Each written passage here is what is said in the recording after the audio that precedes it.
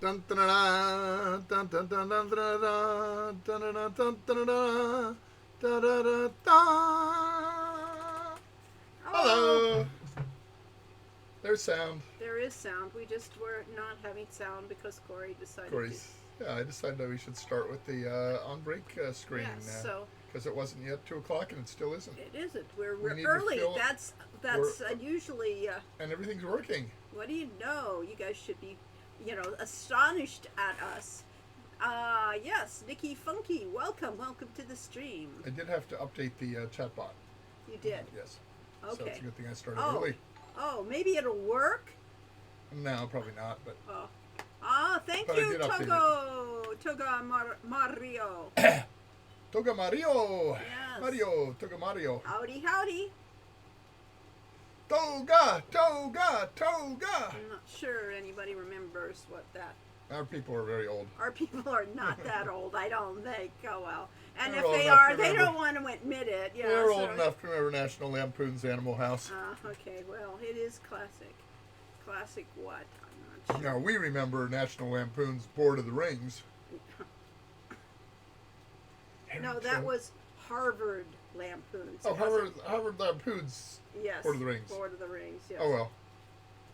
Mhm. Hairy Toes. I just love Hairy Toes. Yep. Okay. So, any rate, welcome to our stream. Welcome to a Oh, it's supposed to lovely. be Toga, Yeah. not Yes. Toga. Okay. Yes, he's. See, I don't correct. actually remember the movie. Yeah, I know. I saw it once. Yeah, me too. I saw it once when Yeah, I it first saw came one and a out half in a times. movie theater. Yeah. Wow. No, not a movie theater. A drive-in movie theater, which is the Ooh. appropriate place to see that movie.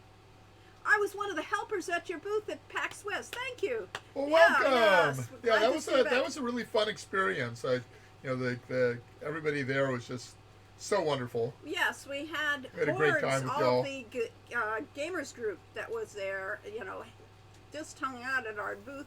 And so there was always somebody to talk to and somebody to play games with, so it was great. It was And then the most fun of all was the spaghetti and dinner with both vegan and meat options, hosted by Lori and several volunteers. or the spaghetti one. Well, we Yeah. also, we had some great meals there at the community houses, yes. So, I just yeah, remember we about had 15 or 20 people around the dinner table. and Yeah. those yeah, great we had times. feasts, so it was an awesome experience. Said you cooked some amazing stuff post party too. Yes. Oh, Well, we don't talk about the special brownies. Yeah, right. The special brownies that weren't. Yeah, I know we had that macaroni and cheese. That was amazing too. I admire you all so much. Thank you. Well, we try, very hard. We try to simulate, human beings. hardworking, worthy of respect Yes, game we do our developers. best. Honestly, you have the classic gamers. Oh, no, No, that's I'm that wearing, thing. You're I'm watching wearing this the, one. the This is the Borgov. Castle. This is the Castle Borgov Yeah. shirt that I bought on Redbubble. I think. Yes. I don't think it was Etsy. I think it was Redbubble. I used to getting make closer. special brownies Oh. all the time, but I needed to lose weight, so I switched to just cannabis oil. Yeah, well, that isn't the same thing. Yes, he has his Borgos. Well, And I have my Quest for Glory, my QFG shirt. that was a team T-shirt that, That they was the team shirt. that they misprinted. I think it was supposed to have had additional text on it. Oh, well.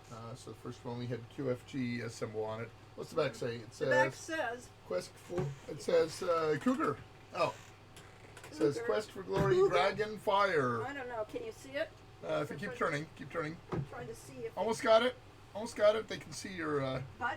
They don't need to see Yeah, the they butt. can see your starry butt. Right. Starry butt. Well, they don't need to see it.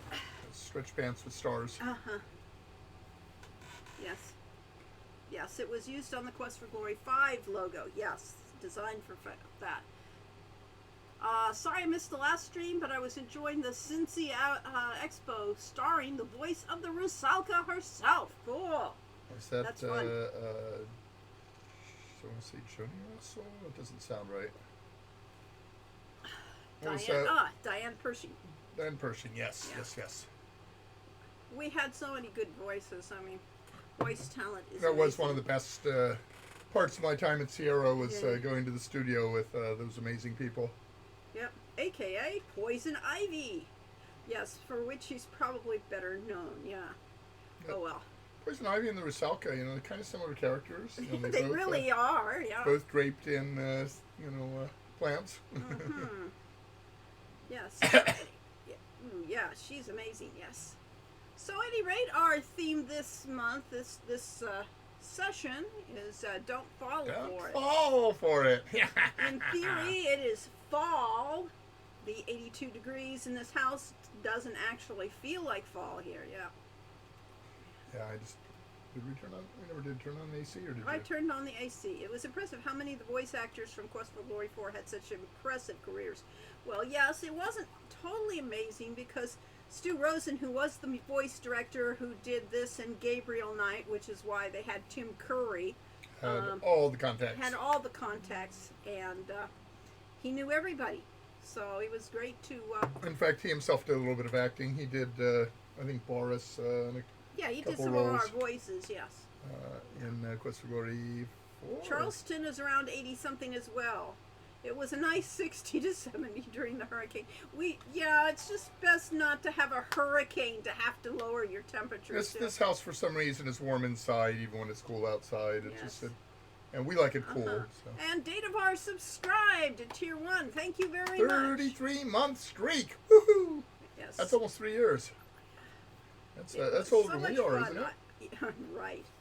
I loved it. I played the first, second, and fifth. Must play the third and fourth still. You should, definitely. Uh-huh. The third is the game that I played because I didn't really work on Quest for Glory 3 other than a little bit of editing at the end. So I got to play test 3 and experience it fresh, which was really fun. So I enjoyed it. I thought that was one of the best storytelling games with, Laurie driving the whole thing.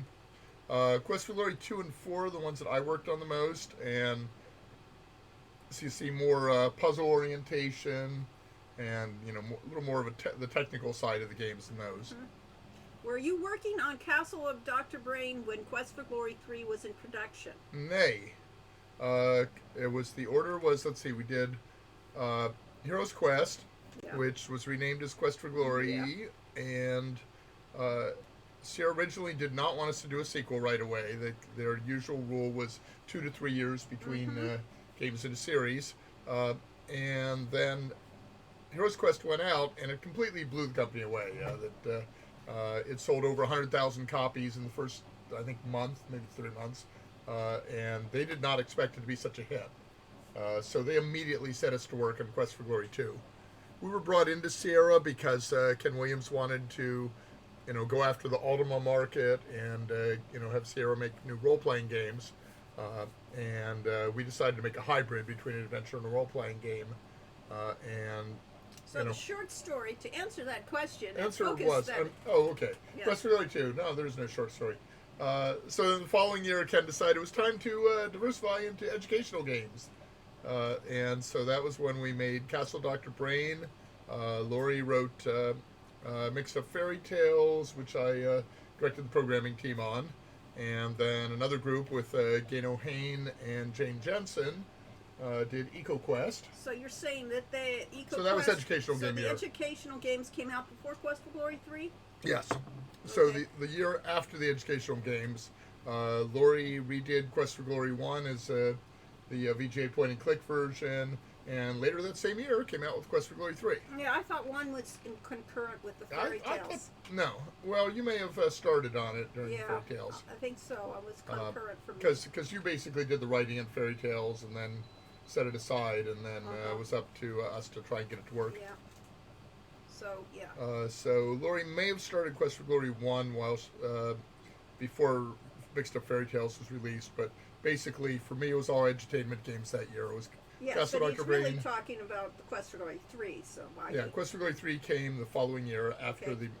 the educational games. And why weren't you doing Quest for Glory 3? I wasn't doing Quest for Glory 3 because I was assigned to, has to do with my first job at Sierra was converting SCI to work on the Atari ST, Macintosh, and Amiga. And I was kind of their resident expert in porting SCI. So they wanted to get big into console machines. They wanted to do Nintendo and PlayStation. I don't know if PlayStation existed at that point, and Sega Genesis. So I was in charge of converting SCI to run on the Sega Genesis CD, and I couldn't get it to work. So So I spent a year. I there, wasted most of a year. and as I did a game, yes. Lori Who wrote a came game. up with Gnome Ann's meals? I did all the dialogue writing for Quest for Glory 5, and yes, I loved writing Gnome Ann. She is hilarious to write, and I could just hear her. And then And Lori is an improvisational chef in her own right, so those crazy meals are kind of what she does at home. did King's Quest team overlap much in Quest for Glory? Generally, there was a King's Quest in production while we were, and so So therefore, their teams were off by in their own area. yes, we're off in their own area, and and it meant that we never got the cover of the Sierra magazine. We think made that that Doug- song, the cover of the Sierra magazine. Doug Oldfield was a major King's Quest programmer. I'm trying to think if he worked on a Quest for Glory. He did. He was Yeah. on one of my on the Quest for Glory. Bob Fishbach came off of Police Quest onto Heroes Quest and was kind of my mentor on how to do SCI. We're having goulash. You don't want to know. Yes. Yep. Home cooking gone mad. Yes, I can just see it. Yes. I can envision what happened, so you just don't want to know. Yes, we're going to have a very simple chicken and pasta dish, but we don't have any chicken, so I use shrimp. Shrimp wet, won't thaw out, so it's Primavera, yeah. So yes, I enjoyed Gnome Ann, and that was the voice that we actually I despised the most. We hated the voice, so that was actually re-recorded. Yes, it We was. threw away the entire No Man and Elsa. Elsa, because the voice was too dramatic and couldn't be understood by by Americans. The actress who did Elsa originally was an actual German, and she had a completely authentic German accent that no American can understand. Didn't sound anything like Didn't that. understand, no. It's we'll raise it 2 octaves. But, yeah. So therefore, we So, Elsa von Spielberg! the president of the company had her re-recording it, and as long as they were doing that, we recast and re-recorded No Man's to a voice that was not so obnoxious, because they had the squeaky yeeky voice for Anne. And we had to strip a number of lines from, was it Nawar? Nawar. We had to strip There was too racy the for Sierra management. salacious, yes, because they wanted to go for a child's market, or no, they didn't want the reviewers to review this as being too adult. And I tried to point out, and I did argue for the lines. No reviewer is going to get to those lines without having played. Essentially the entire game, in which game. case they love it. So, Yes, so yeah. And so Lori stole a line from Mae West about, is that a banana in your pocket or whatever the line well, was. that joke. Is that a gun in your pocket? No. Yeah. Stole the joke from Mae West, and that line was deemed too racy. And we Yes. said, but it's been in the movies. Yes, it's only been here since the 30s, right before the Hays Code went into effect. That's true. So that we was were- pre-Hays. Yes, There it was was, a reason. and so now we were dealing with the Hays Code of Sierra. Yeah. All right. So, what was the temple test in Quest for Glory 3 based off of? It is a psychological profiling game that used to go around of trying to. You're walking through a stream, and there's you're walking through a forest and you see a stream. What do you do? And that was, if you wade through it, or if you just try to avoid the water, that was your relationship to sex. I mean, Something like that. I that think was- it was a directed imagery. yes, Is that what it was something called? Something like that. So yes, I put that into the Quest for Glory 3's temple test, that kind of thing, with those symbols, because I figured, it is like a Rorschach blot test. yeah. I felt so immersed in the world of Quest for Glory, especially Dragonfire. Yay! Yay, I'm so Yay, glad. fan of Dragonfire. Yes. A lot of Thank you so people were much. turned off by the early 3D graphics, and And it was a different style game. It didn't feel the same for a lot of people, but yes. We just a lot of people were complaining mightily on Facebook just now about an old PC Gamer thing that was rated all of the Sierra games, except they didn't get Castle Dr. Brain. They didn't do Quest for Glory 5 because they decided it was too much of an RPG, Yeah. and a few others. But yeah, they just left out. A lot of people kind of leave QFG 5 out as though it's not really a Quest for Glory game. But Yep. story wise, I mean, it's. It's right there. It's got everything. All right. But I wanted to get to. Do you know That- what Quest yes. for Glory? Why Quest for Glory got? a point and click remake, but Quest for Glory 2 did not. Yes. Okay, so I thought the question was going to be about why SCI changed to No, point and no. click, which is a different question. Yes, but why we got a remake of 1 and not 2? And what we were told was that Quest for Glory 1 remake was very popular and was selling very well, made a lot of money for Sierra, but that every other one of the remakes they did Larry, King's Quest. were all disappointing. They weren't Yes. selling enough, and so they decided that they would rather put limited budgets into Yes. new games. They thought that it would be cheaper to make the remakes, but it was not because they had to be redone from scratch. Yeah, I And remember so we had a therefore- big meeting with John Bach, the art director, and management saying, so, in your opinion, if we go from the EGA to VGA, how much of the art can we reuse, and how much will have to be redone? And John said about 80%, and everybody listening to him thought he meant we can keep 80%, and he meant we'd have to redo 80%. And they did. And it turns out the Quest for Glory 1 VGA had a bigger budget, cost more to make than the original Quest for Yes. Glory 1 EGA. And totally different style too. So yeah, all of the above. All right. Quest for Glory 5 was one of the first games that I bought with my own money from a summer job. Yes, then you really valued it more too. I love the Dr. Brain games. If more came out, but now I would buy them. Yes. Well, the problem is, I'm kind of old and senile because we actually have been talking about doing a Dr. Brain-like game. Lori wanted to call. I like the name Puzzleworthy, and I think that's what we're going to call it. Yes. Lori wanted Professor Puzzleworthy's problem, and I said too many words. So Puzzleworthy is a basically a mystery puzzle game, similar to Dr. Brain, maybe a little bit less silly, No, a well, little less cartoony, a little more less, story. Yeah, a little more story. Yeah. And the problem is that in order to make that, I have to come up with great puzzles for it, and it turns out those are hard. Yeah. They were hard the first time. I mean, my original thought in Castle of Dr. Brain was, no problem, I'll buy a half dozen puzzle books and I'll rip off their puzzles. And I discovered that first of all, that if you get 6 puzzle books, you have a total of about 3 puzzle types in them. Yep, we've talked about that And, before. And Many second, times. they don't work on a computer. Yeah, so yes, we do have on our docket of things to do, and we have some preliminary artwork for it, Puzzleworthy. So it is our plan to We do could something. show off some of that if we could find it. Yeah, well, we don't need to now. Let's It's, see. uh, Okay, but he. It'll be fun. It's what was it going to be? Art Nouveau or? No, Art Art Deco. Deco. We Art went with Deco Art style. Deco style. So therefore, I really love the art style. I think it'll be great. What we have to actually do the work for. So yes, Work is hard. Brainiac would like to do a Quest for Glory 5 demake, not because it needs it, but because it would feel like it'd be more continuous. Well, the idea, basically that Less jarring. the Anonymous Game Developers did the remake of Quest for Glory 2 with VGA.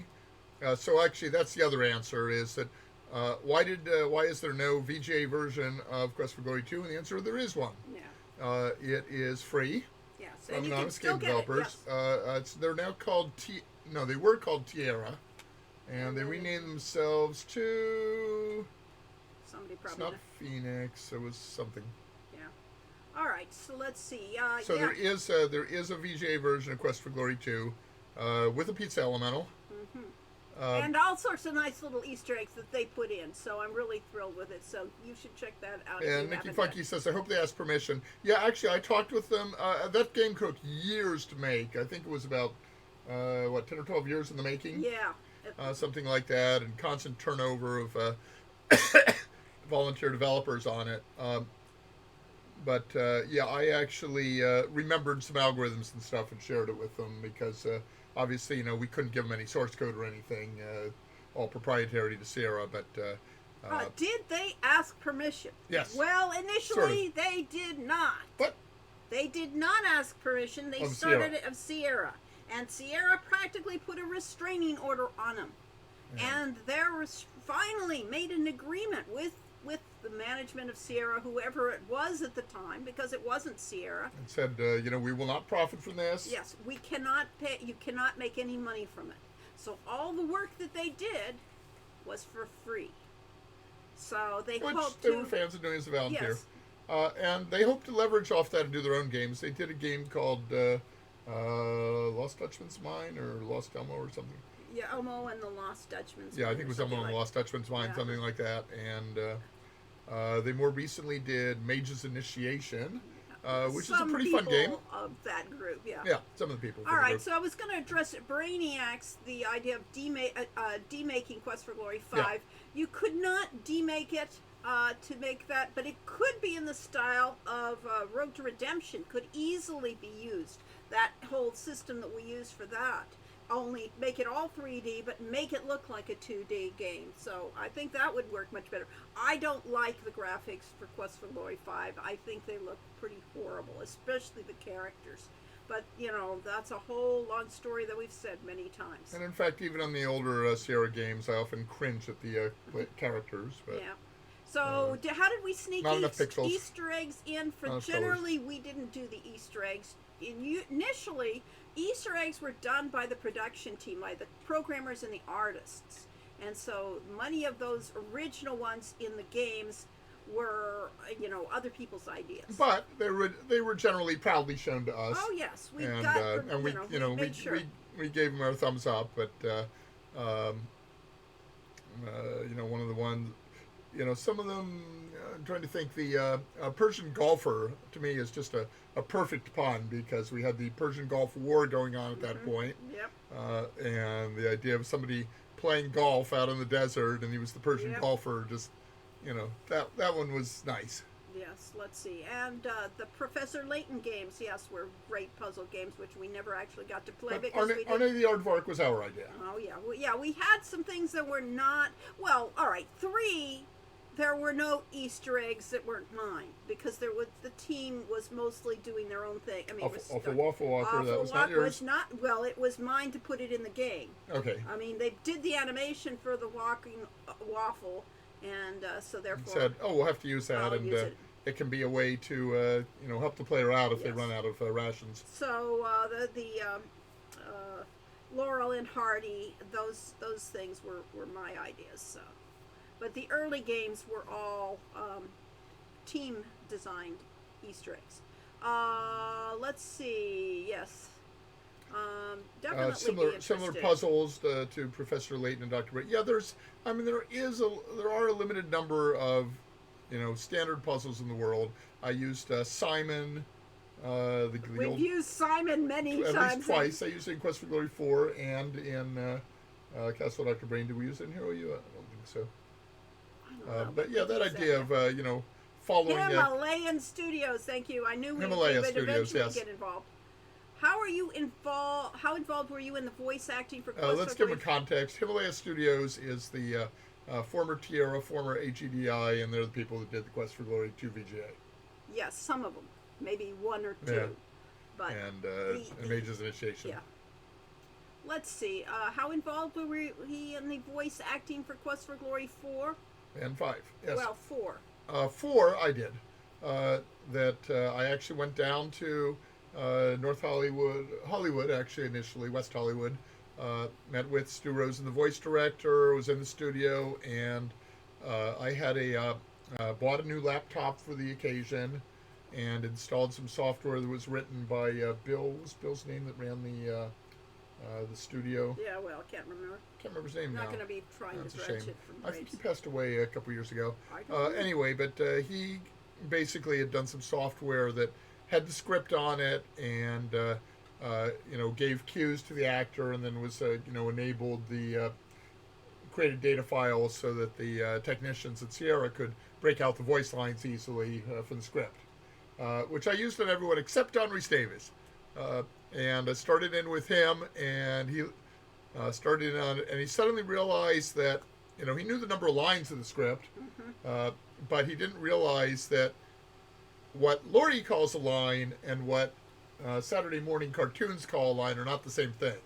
Laurie's line was frequently a paragraph, and Saturday morning it's cartoon. It's look, or something So like yeah, that. definitely. So he realized he had a vacation coming up and needed to fast track everything. So he had me basically abandon the queuing software and just went through line by line by line by line. So he had perfectly. the wonderful time of being there for it. Yeah. I was with voice acting. I mean, I did the directing for the voice acting for Shannara, because at that point we got the Stu Rosen's group team to do the casting, and then we had his assistant to be my assistant, and we did the voices that way. Susan?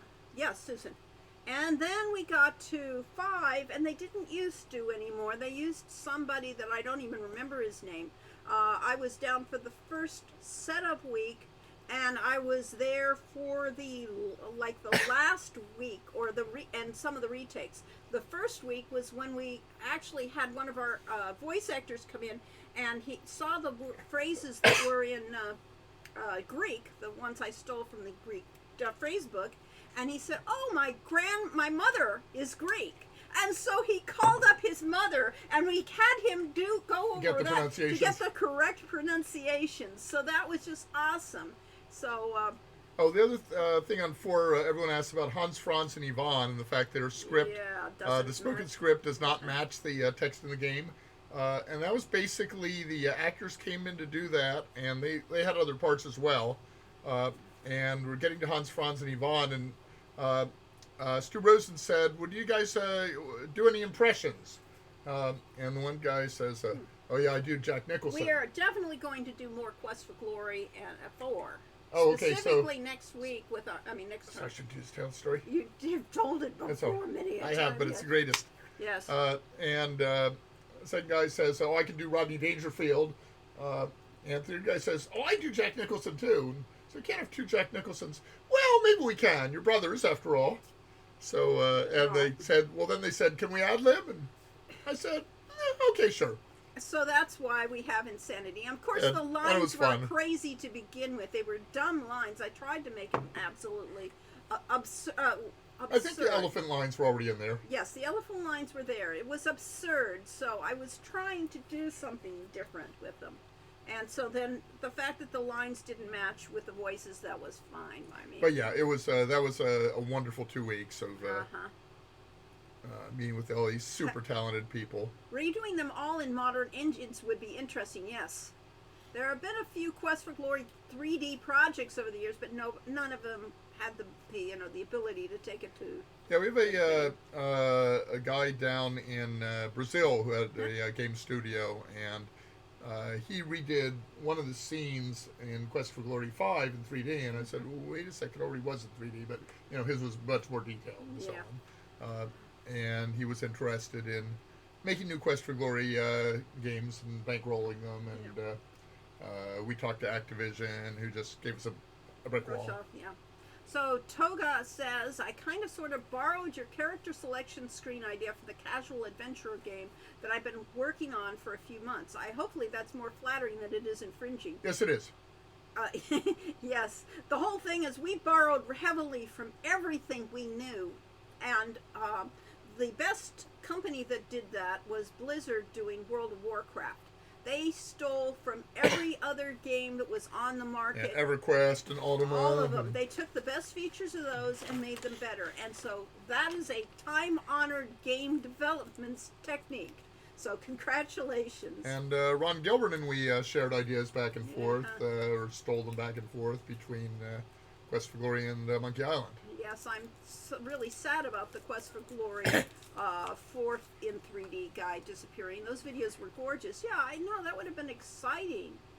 It's an awful lot of work when you can't, sell them. Yeah, when you can't sell them, and there's only so much energy you can put into the hours and hours it takes to create those things. Of course, what we learned from making Hero U is even if you pay everybody and have a professional effort and go all out to sell it, you still aren't going to make your money back. Yeah. I love how you kept characters from the series reoccurring, such as Ugardi and the Caddis. That's why we wanted to make a series from the beginning, was to keep this continuity so that it was like a real trilogy slash quadrology or quintology in the end. So that you felt like, it's the same story, just keeps going and gets better and better and better. And that was the point of it. Just use Towers of Hanoi 100 times. And, hey, it worked for BioWare. Towers of Hanoi the problem with it is that if you don't understand how it works, it can be incredibly frustrating. And if you do, it can be tedious. Yes, tedious. There we go. Cosmic Void says, good evening all. Yep. And But game playing as an activity as opposed to yes, a story and such, story, yeah. it's perfectly acceptable. I mean, Blizzard in its latest, the previous expansion, the one everybody's playing still, has a sliding tile puzzle in it. So to unlock the gates in Torghast. So And it's actually a variation on sliding tiles Of that say course it complete the circuit, yeah. which I've seen in another game. Yes, I'm so not proud of yes, that. So yeah, right. So it's doubly derivative. It's doubly derivative, but it works because it's just an activity. So speaking of that 70s toy, Simon, a coworker named his son Simon because of it. Okay, how are the voice actors picked? Some of the people were heavy hitters. It really depended on who the director had for his, stable. And as we said, Stu knew everybody, so you could get everybody for Stu. So basically, we provided and we did the same thing for Hero U with Dave Gilbert of Wajidai did our voice direction, and we provided them with basically a character sheet for each character. It had a picture of the character, a brief description of them, and maybe half a dozen sample lines of dialogue. And so then they would tape those various actors doing those lines, and then we would choose which one sounded best. Yeah, anywhere from a few to dozens of actors would audition for each role. Yeah. We had quite a lot of people auditioned for Quest for. So at our old house, we had to Redemption. We had a whole stack of digital audio tapes with no DAT player to play them. Yeah. That had all the auditions from the different people, and we basically picked which actor we wanted for And each the one. question: does anybody have those original audio tapes? Those low-quality digital samples could stand to be remastered. Yeah. Probably not. Yep. It may be in a backup somewhere. Charles but DeVry, unlikely. thank you. Thank you for that Quest for Glory 5, yes. Speaking of Hans Thron and Yvonne, fans got in touch with Jess Harnell at last. We've got one of his 2 missing lines replaced. Oh, How good. wonderful, yes. Hi, Moon Lily. Yes, happy Saturday. So cool to hear behind-the-scenes stories, yes. I got an agreement from Diane Pershing to do the same for the missing Rusalka line, but it turned out the line was recovered from the game data. Oh, cool. So it was there all along. Yeah, I mean I was going to say probably the missing lines are all in the data that the techs worked with, and that some error was made in splitting out the lines and didn't make it into the game. But in fact, when Dave Gilbert did the things for Road to Redemption, every once in a while the actor would skip over a line, or sometimes an entire section, and then we had to go back and. Well, that was for Summer Days, not Road to Redemption. I'm sorry, for Summer Days. Yeah, we could not do Summer Days Tilly Show. Road to Redemption. Yeah, Road to Redemption was impossible. It's too big. We knew from the beginning that it was going to be too large for voice, so we did not try to. But It's Summer like Days 300,000 was words. designed to be with voice, was designed small, so it was perfect for voice, yes. Let's see, someone going by the GitHub handle of Ash Lancer has made a Quest for Glory 4 patch which fixed more issues, but apparently some voice lines are missing in action. Boneheads is missing several ideas. Oh boy. I've just had the inspiration to make some Quest for Glory mini dioramas. That'd be cool. Well, the right way to handle missing lines is to rearrange the dialogue and delete the missing lines. Yes, that can always happen. They're probably not essential. I was just talking with my wife and some other people about how confusing the Zelda timeline is, but the Quest for Glory games have a good continuity. And yes, it helps to have it designed in from the beginning. That makes a big difference. But when you're doing a game and then, all of a sudden, oh, you got to do another game in that series, you just create what you can, yeah. And Eden, I wasn't aware you were married. Congratulations. Ah, yeah. Let's see. Whenever that happened. Yes. Over many decades Yes, ago. yes, right. Tower of Hanoi is probably the main reason I don't want to do an Island of Dr. Brain, yeah. Oh, was there a Tower of... Now, to be clear, I did not write Island of Dr. Brain. Yes. My contribution to that is the title. Mm-hmm. Yep. Um, Welcome, Rich Jen. So, I have played it a little bit, and it's perfectly fun. It's a good game. But, 12 times for 4 points. 12. Okay, yes. Yes. Let's see. Music is also amazing in game. Yes. Spielberg town music is wonderful. The Dryad, I listen to that soundtrack often. Yes. I know. It's really good to listen to. It's very relaxing. And of course, then, from the beginning, the music for Iranis Peace, and there's some songs. And the that are, Fairy Ring? yeah, the or the Dryad. Yeah, the Dryad Grove Dryad's is wonderful. yes, yeah. I kind of have a perfect mini to use for a Necrotar if I paint it the right way, but I need to find a good hero. Yeah, well, that's a problem. Yeah. You need a hero. Yes, yes. I just realized how the first game starts in Spielberg and the 5th game ends in Spielberg. Does it? Oh, it's Samaria, yeah, I guess. It's Samaria, isn't it? Yeah. Doesn't end in Spielberg. It's funny. Why do the source assets for games always go missing? Poor Cyan had to use the same extremely low quality video clips from '93 for every mist makeup. Whoa.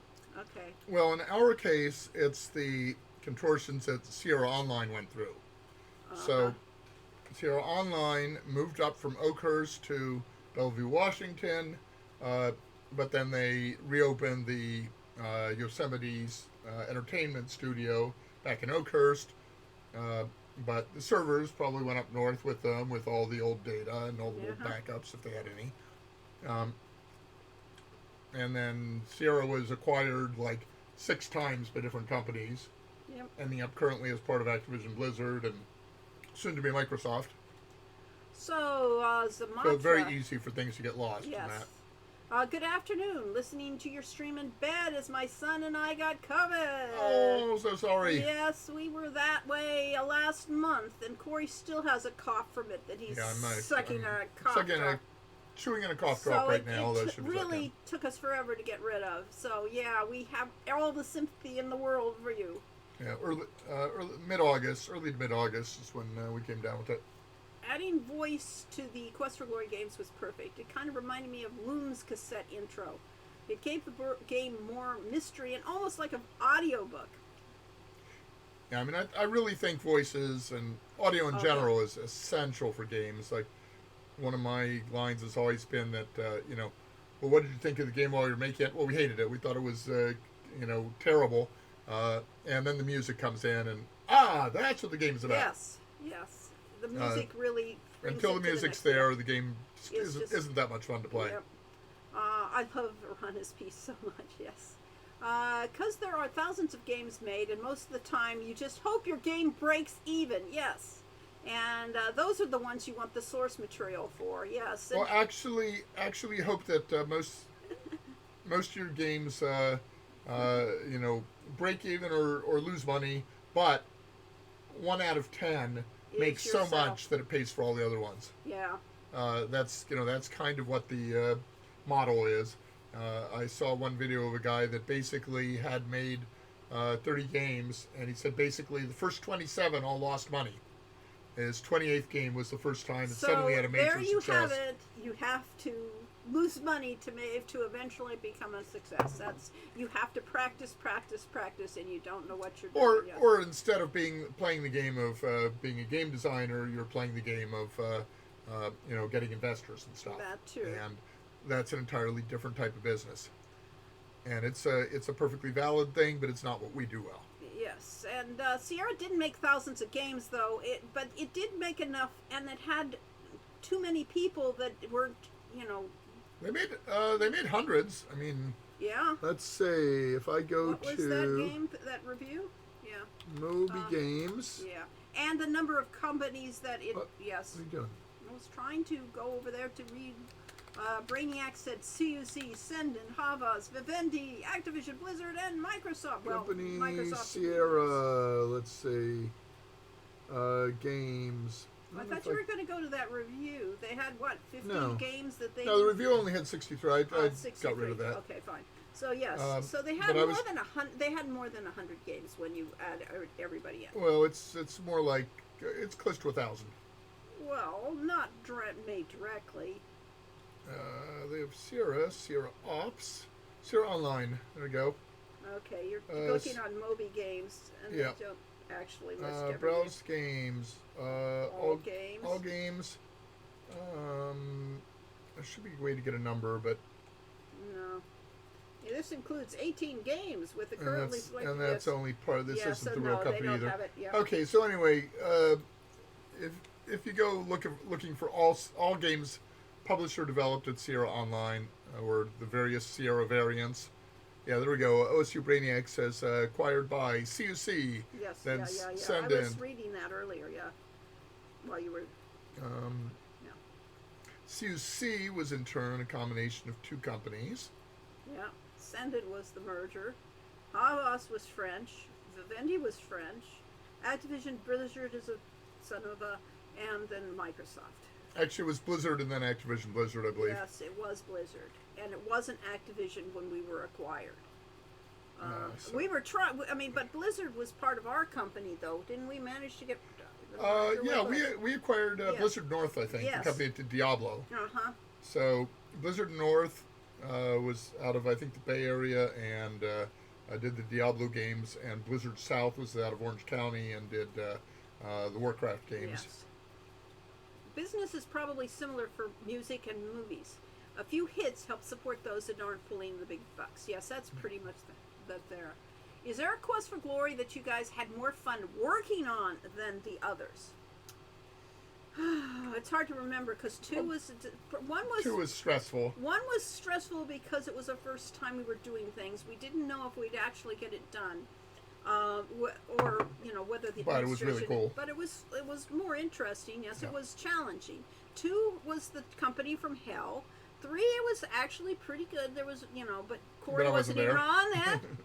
4 probably Four we got back together. 4 was probably the best. while we except- were working on it. And then Towards the end. we had a big company meeting of, well, we need to get a game out for this fall. And actually, I think we had that meeting twice, once for 2 and once for 4.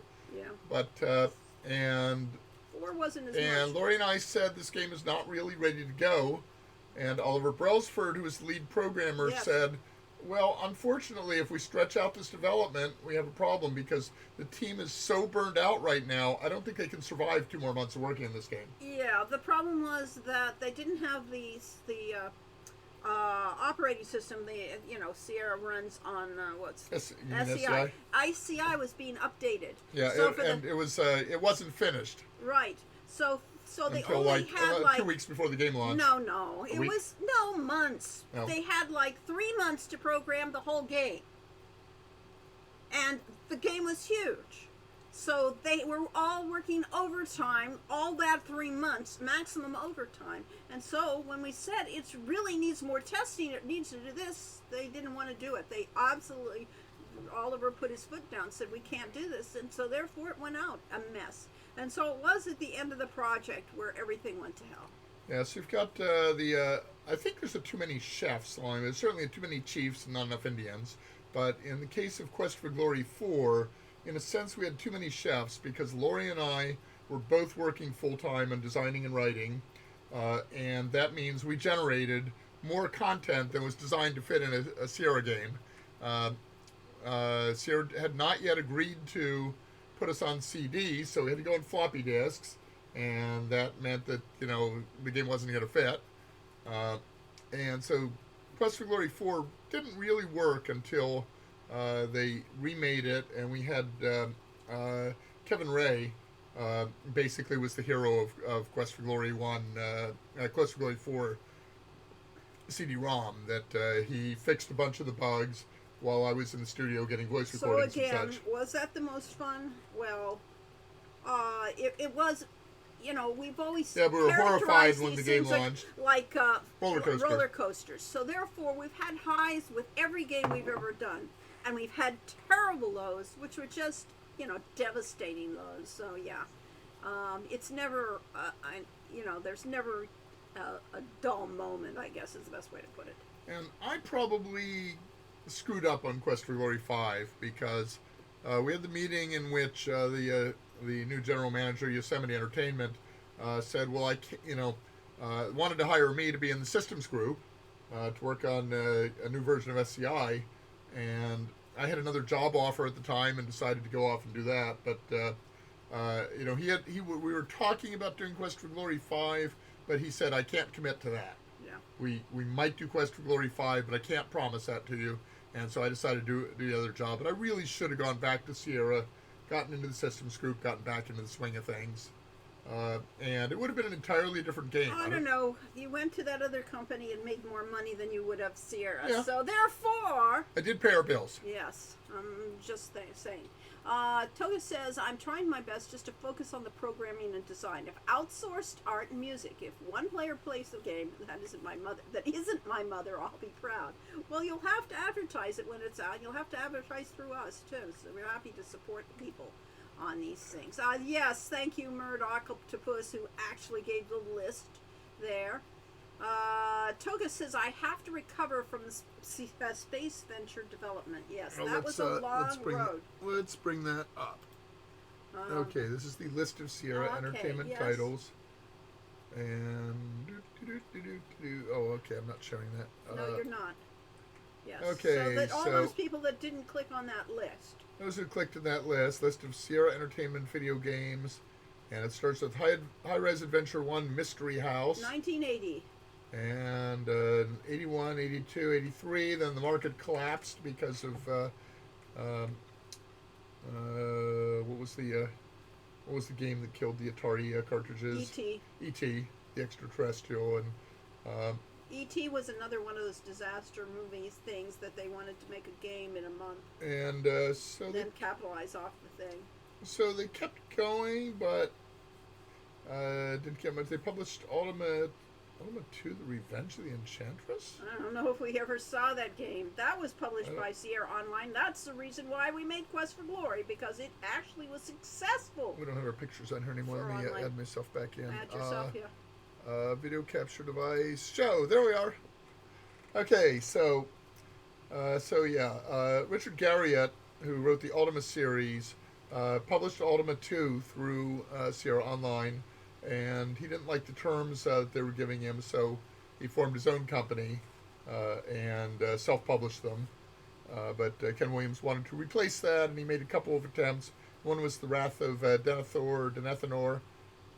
It was okay, but not as successful as we wanted, and then he brought us in to do Quest for Glory, and that was super successful. So we've kind of jumped around from 84 to 95 somehow. Yeah, But yeah, this list just goes on and on and on and on. Sierra made a lot of games. or at least published them.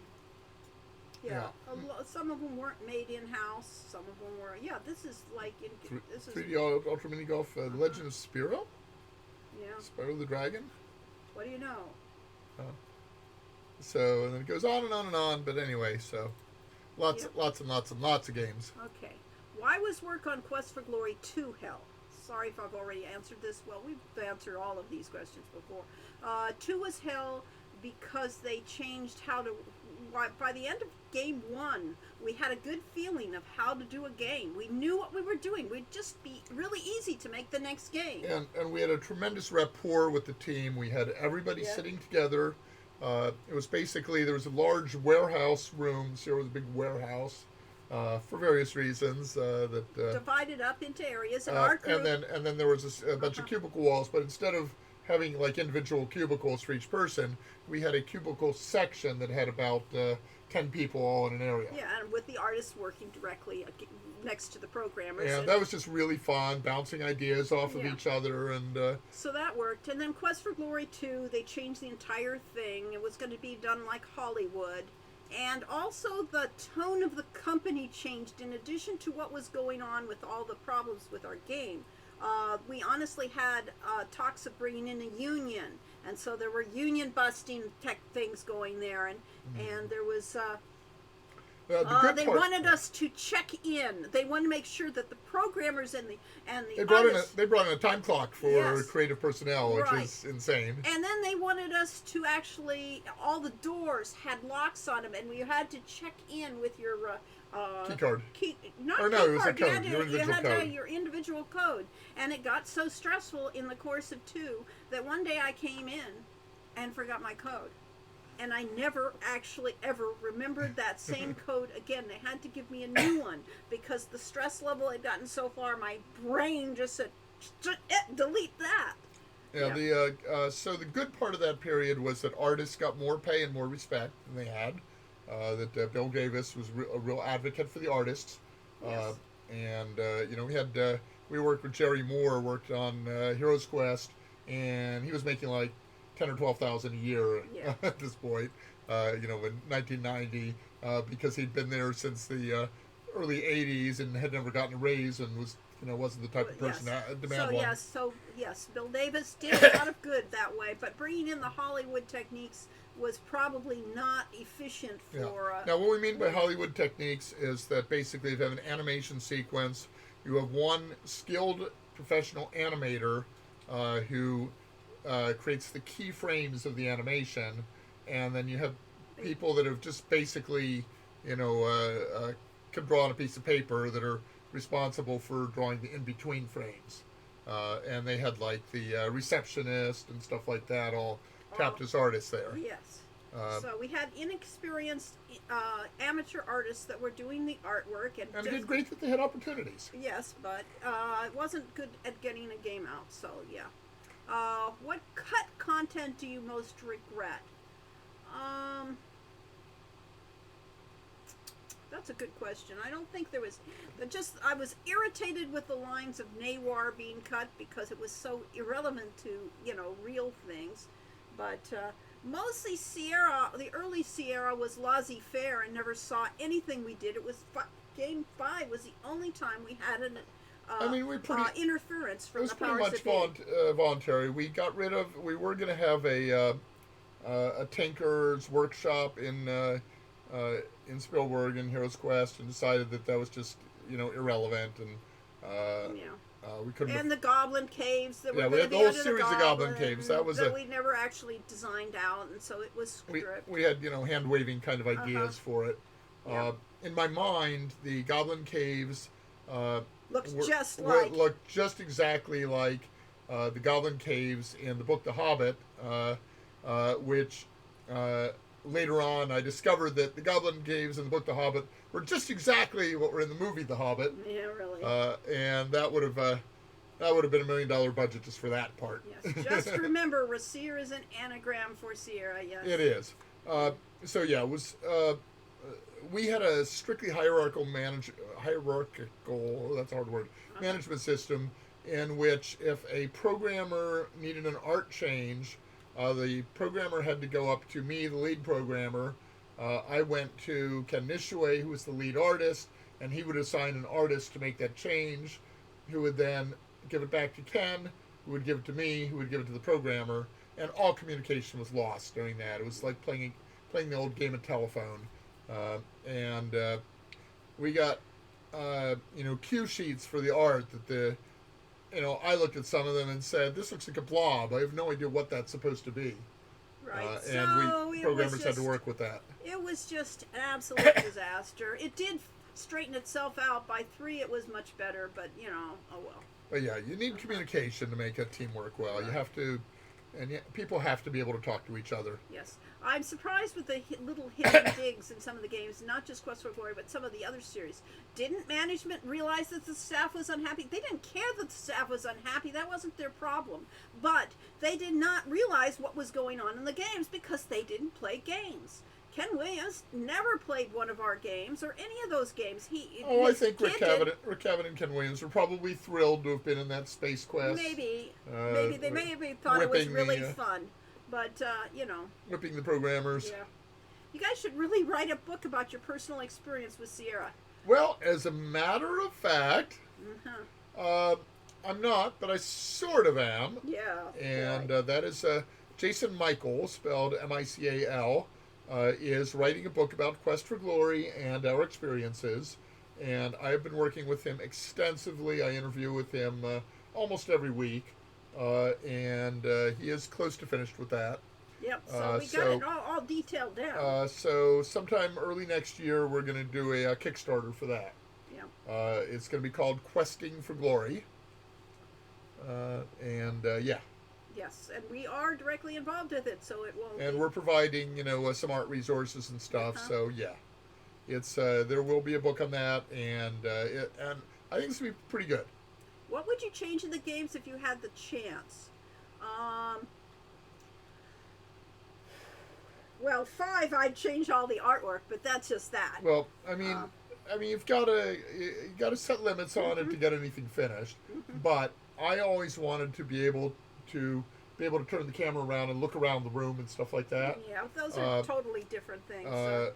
What would we change that would make a significant gameplay? Quest for Glory 2 had, I love the time constraints things, but I think it would have been better to do the just-in-time approach, whereas that if you So pacing in Quest for Glory 2 for some people is too fast, some people too slow. Right. So therefore, when those elementals came up, you only had a short time, and I wanted that kind of pressure on the player, but you can create that pressure through inference that if you don't do this right now, it's the world's going to change, and you feel like it without having to kill off the player. We wanted to have more detail, more richness in the alleyways. Yeah. We wanted to be able to have the possibility of combat, have you interact with townspeople and so on. And what we discovered when Mark Wilden wrote the code for the alleyways, that he just completely used up the machine. Yeah. There was just no memory left to do anything except draw them. So 2 had a lot of things that we would have changed. 1, the remake, kind of did all of the things. I'd remake the remake for 1 just to clean up some of the timing issues that are problems. And 4.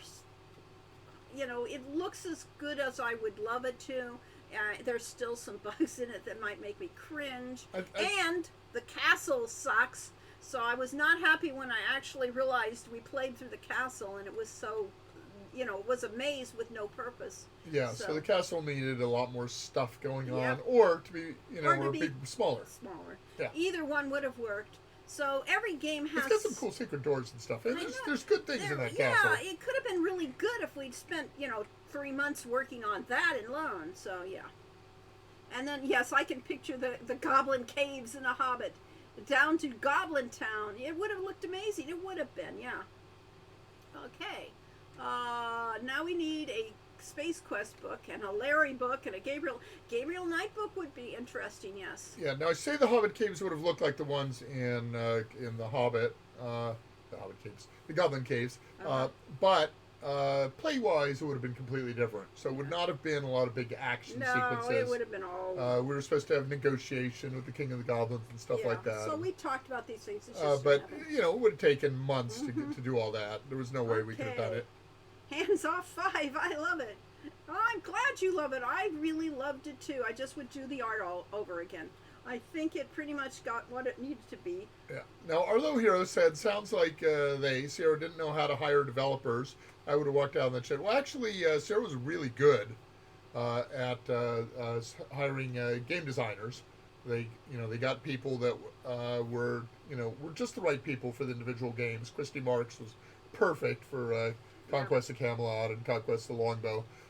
We were probably perfect for Quest for Glory. So Ken actually had a good sense of that. As far as the rest of the personnel working there, they were very limited because most we were up in the Yeah. mountains, hours away from an hour away from Fresno, hours away from the Bay Area, 6 hours away from LA. It was hard to get experienced developers, but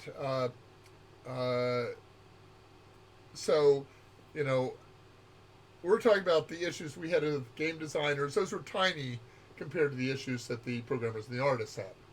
That they, uh, I ran into one of the guys working in the warehouse production department at Sierra, who was in my bowling league, and he was saying, I hate you. What?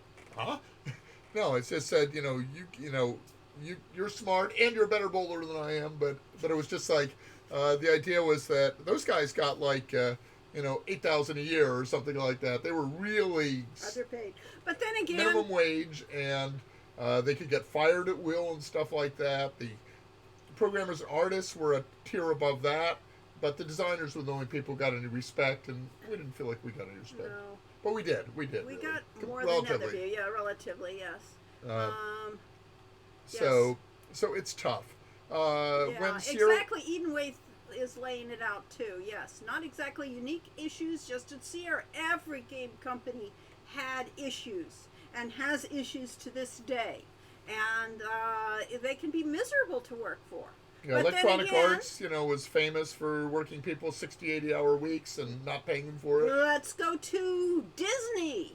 I mean, it took a long time for the Disney artists to get any respect, and they were working long hours and tedious work too, with in betweens and that. And So yeah, women were not allowed to be any sort of animator. They had only the most menial jobs. yeah. So yeah, every company So does everybody- this. So you really have to be, watch out and make sure things change.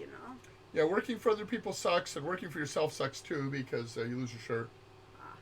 Okay, and I like the time tough. stuff in Quest for Glory too, except for Rasir, where I'm always stuck waiting around for a long time because the one guy who won't talk to you only at night or whatever. Yeah, Rasir was a little shortchanged.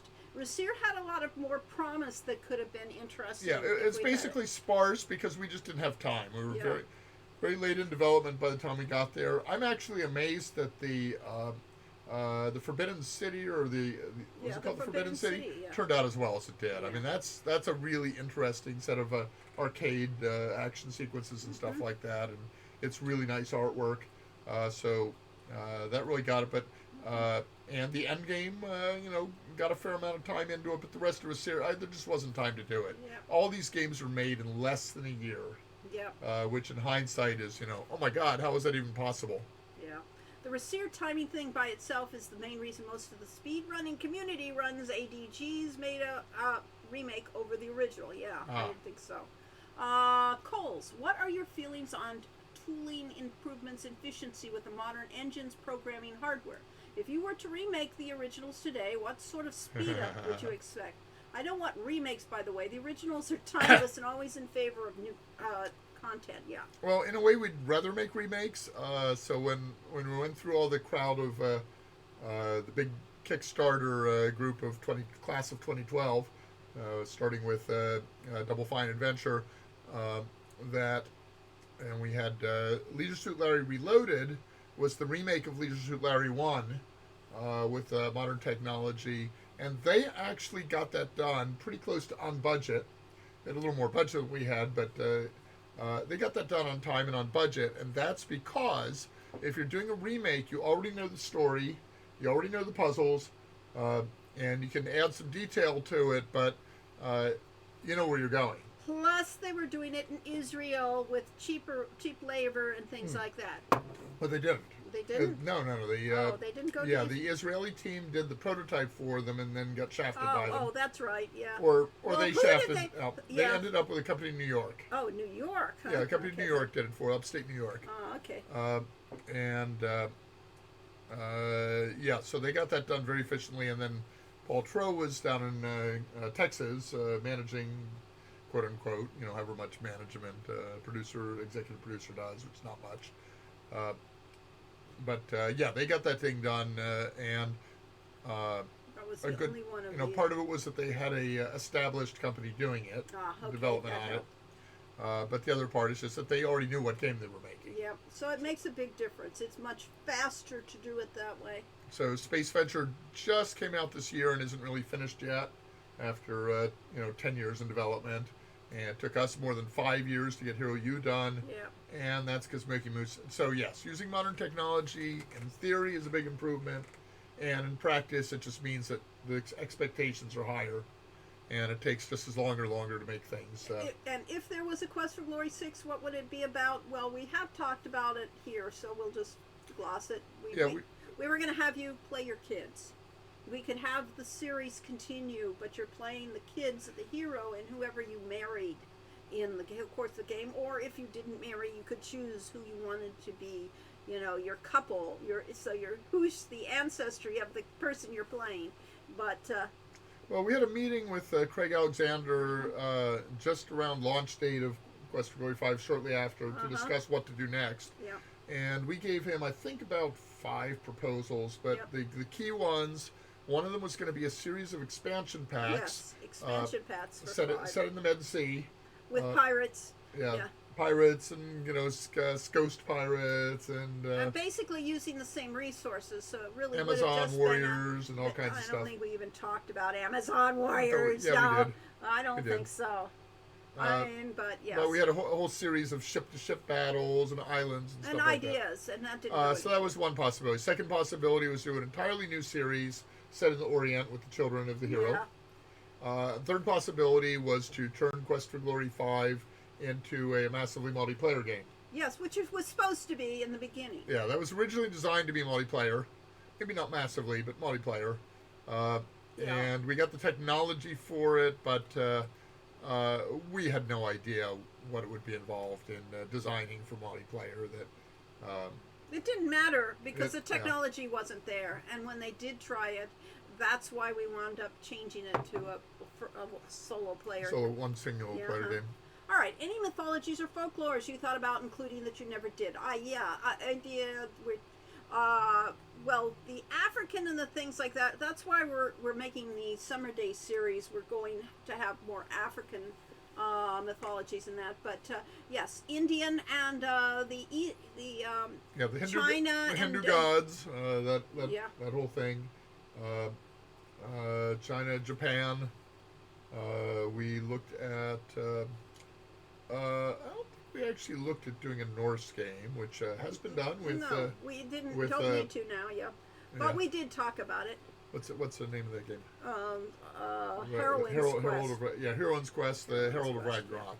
Yeah. Was a Quest for Glory-like game with a Norse setting. We could have done more detailed Egyptian setting. Yeah, we could have it So we had Egyptian elements to Quest for for Glory Tarna. 2 Yeah. and Tarna, but we could have done a real Egyptian mythology game because Lauren and I both love Egyptian mythology. Mm-hmm. Where were we in the Sierra Mountains? We're not in the Sierra Mountains anymore. We're in the San Diego area now, but Yeah, we're in a place called Oceanside in North County, but San Diego. into the Sierra Mountains for most of our, for 30 years practically, we lived up in Oakhurst where the Sierra used to be. Because once you're there, you don't want to leave. Coles, I am on with the members of the Homebrew Computer Club right now. Wow. Steve, yes. I actually went to one meeting of the Homebrew Computer Club in Palo Alto. It was kind of in a classroom type setting, and it was kind of fun. The one I did was I think it was North Hollywood Computer Club or something like that, and that was fun where they had like raffles. I won a raffle where you got a One time you computer get there, you get. board and stuff like that. Yeah. Get a sound card. Yeah. So yeah. I bought my Commodore PET 8K system there. So yes, tell them hi. I mean, we were a part of the right era for that group when it was first starting out. Yeah, I'm on the hackers mailing list with a lot of people that were from the Homebrew Computer Club era. Yeah. Yeah, it's a lot of fun. I actually went to the first the Hackers Conf. well, it wasn't the first, but first one I went to, which was I think about number 4, with the idea of finding other people that were interested in computer games and maybe uh, doing game stuff, and it was pretty awesome. But then the following year, we discovered the Game Developers Conference, and that was even more awesome. Yeah. So, Yeah. We so, used to always go that. so I only went to a couple, Let's see. about 3 of the Hackers If Conferences. you had to make a new sequel to another Sierra game besides your own, what would you pick? We'd have to play another game besides our own. We never seriously played any of the Sierra games. I think that Laura Bow, I think that would be fun. Yeah, Laura Bow could be fun. Even though I'd never actually finished. I mean, Gabriel Knight we could do. Well, yeah, but I think Jane could have done it. Yeah, she does better. it so well that why should we? But since Laura Bow is orphaned, we could do a Laura Bow would be the one franchise I think we could have done justice to. Yeah, and actually we've looked into kind of doing that time period of Laura Bow and so on, and I thought that it had a lot of promise too, so I thought that could have been a great series. But we've played some D&D and other games, tabletop games that are kind of a mix of fantasy and historical, like Sherlock Holmes and Victorian England and stuff like that. Yes, we're definitely, and we'd love to do, we love that steampunk stuff. And yeah, we'll definitely, the one, the magician's apprentice or whatever, the one we talk about doing is still on the charts of maybe something to do. But Consulting Magicians, yeah, there it is. Yeah, that was based on some short stories that Laurie wrote in their and also based off of the Sherlock Holmes Consulting Detective game. Yeah, so which is a great game. But I was just thinking, book-wise, I mean, Parasol Protectorate would be really fun to make games around. It would be interesting, but I'm not really thrilled with it, so therefore... we're big fans of Tim Powers. I wouldn't want to make a game in those worlds. No. Those are terrifying. Yeah, we're not sadistic enough to do those things to our player, because you'd really have to torture the players and stuff like that. So have to go through hell to be a player in that. has a fun little bug on the river screen. The scripts to interact with the rock don't check which side of the river you're on. Oh, lovely. That's an easy mistake. Yeah. So Sierra used SCI was an object-oriented language, and the idea basically is that you had objects on the screen, and each of those had an identity in the language that you could interact with, and so you could put in things like a distance check, but if you don't think to do that, a lot of times, like if you're saying... He said it. You could walk over the river if you clicked on the other side. Perfectly reasonable. And there used to be problems with the control map that determined where you could walk. So every once in a while, there was a little gap, 1 or 2 pixels, where 2 lines met, that if you found that, you could go walking upside down in the ceiling of a room and stuff like that. Yeah. How did Sierra get away with releasing the original Quest for Glory 4 game that was unplayable? Even though they released a patch, isn't it illegal to take money for a non-functioning product? Absolutely not. It is perfectly legal. That's standard practice. That's American. Jeez. That's American capitalism. Yeah. Trip Hawkins of Electronic Arts once said that I could, poop into one of these boxes and sell my own shit in a box, and people would buy it. Did he really say that? Yes, he did. That sounds so... And Ken Williams once shipped a version of King's Quest out to stores that the game was not done, and he shipped empty boxes to all the stores because they had a contractual obligation to ship the games by a certain date. Didn't they ship one of our games without the one disc in it? No, not exactly. Okay. But they did ship a King's Quest, I think it was, with nothing in it, empty boxes. And that was because the distributors didn't want to screw over Sierra. They wanted to keep good relationships. And Sierra needed the money. So they shipped the things on time, and then as soon as they could, they drop-shipped the contents of the boxes, and all the stores put the things in the box, stuffed the boxes, and shrink-wrapped them and sold them. With Quest for Glory 1...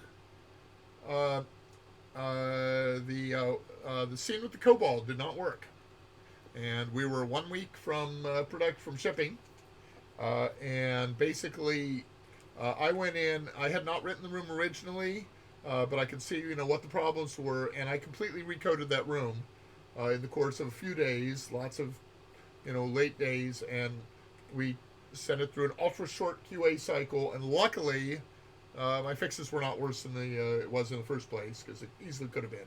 Yeah. I've done that multiple times in my career of quick fixes that turned out to be horrible. But I mean, not And just Sierra. so they games, produced the entire Quest for Glory 1, missing a floppy disk, Okay, it was missing. and then they made Master. sure everything for that scene was all in one disc, and they produced that disc last, and then put it in the boxes. Okay, at the last possible moment. Okay, But fine. they didn't actually ship the game without it. But releasing a game, that's what early access is right now too. So Yeah, very- much it. Very common to go out to early access with a game that doesn't quite work, and it's not that anybody is trying to ship a non-working game. Yeah. We do the best we can, but there's never enough time to test, and no matter how much time you test, look at a game like World of Warcraft. They've got hundreds of developers, but they have hundreds of thousands of players. And I guarantee that hundreds of thousands of players will find bugs that no QA team, no matter how large, would ever find in the shop. Hunter says that Larry suffers from dated cultural references, but if you understand it, it's funny. We have some cultural references, and Some of ours are dated too. some of ours are pretty dated too. Some of them were dated even by our own standards. Yes. Cultural references are dated, but not Larry himself. Yeah, really. Yeah, having the Marx Brothers in our games, they were before our time. Israel was pretty they're much funny. on par with the States, although not in comparison to Fang's salary. I don't know. I do know that the team that was in Israel was going to do it super cheap, but that just might have been the way they were going to do the game. Well, the game industry was nowhere in comparison to Fang's salaries. I started. Fang is. Yeah, I was making $40,000 a year plus stock options prior to coming to Sierra, and they proceeded to offer me $24,000.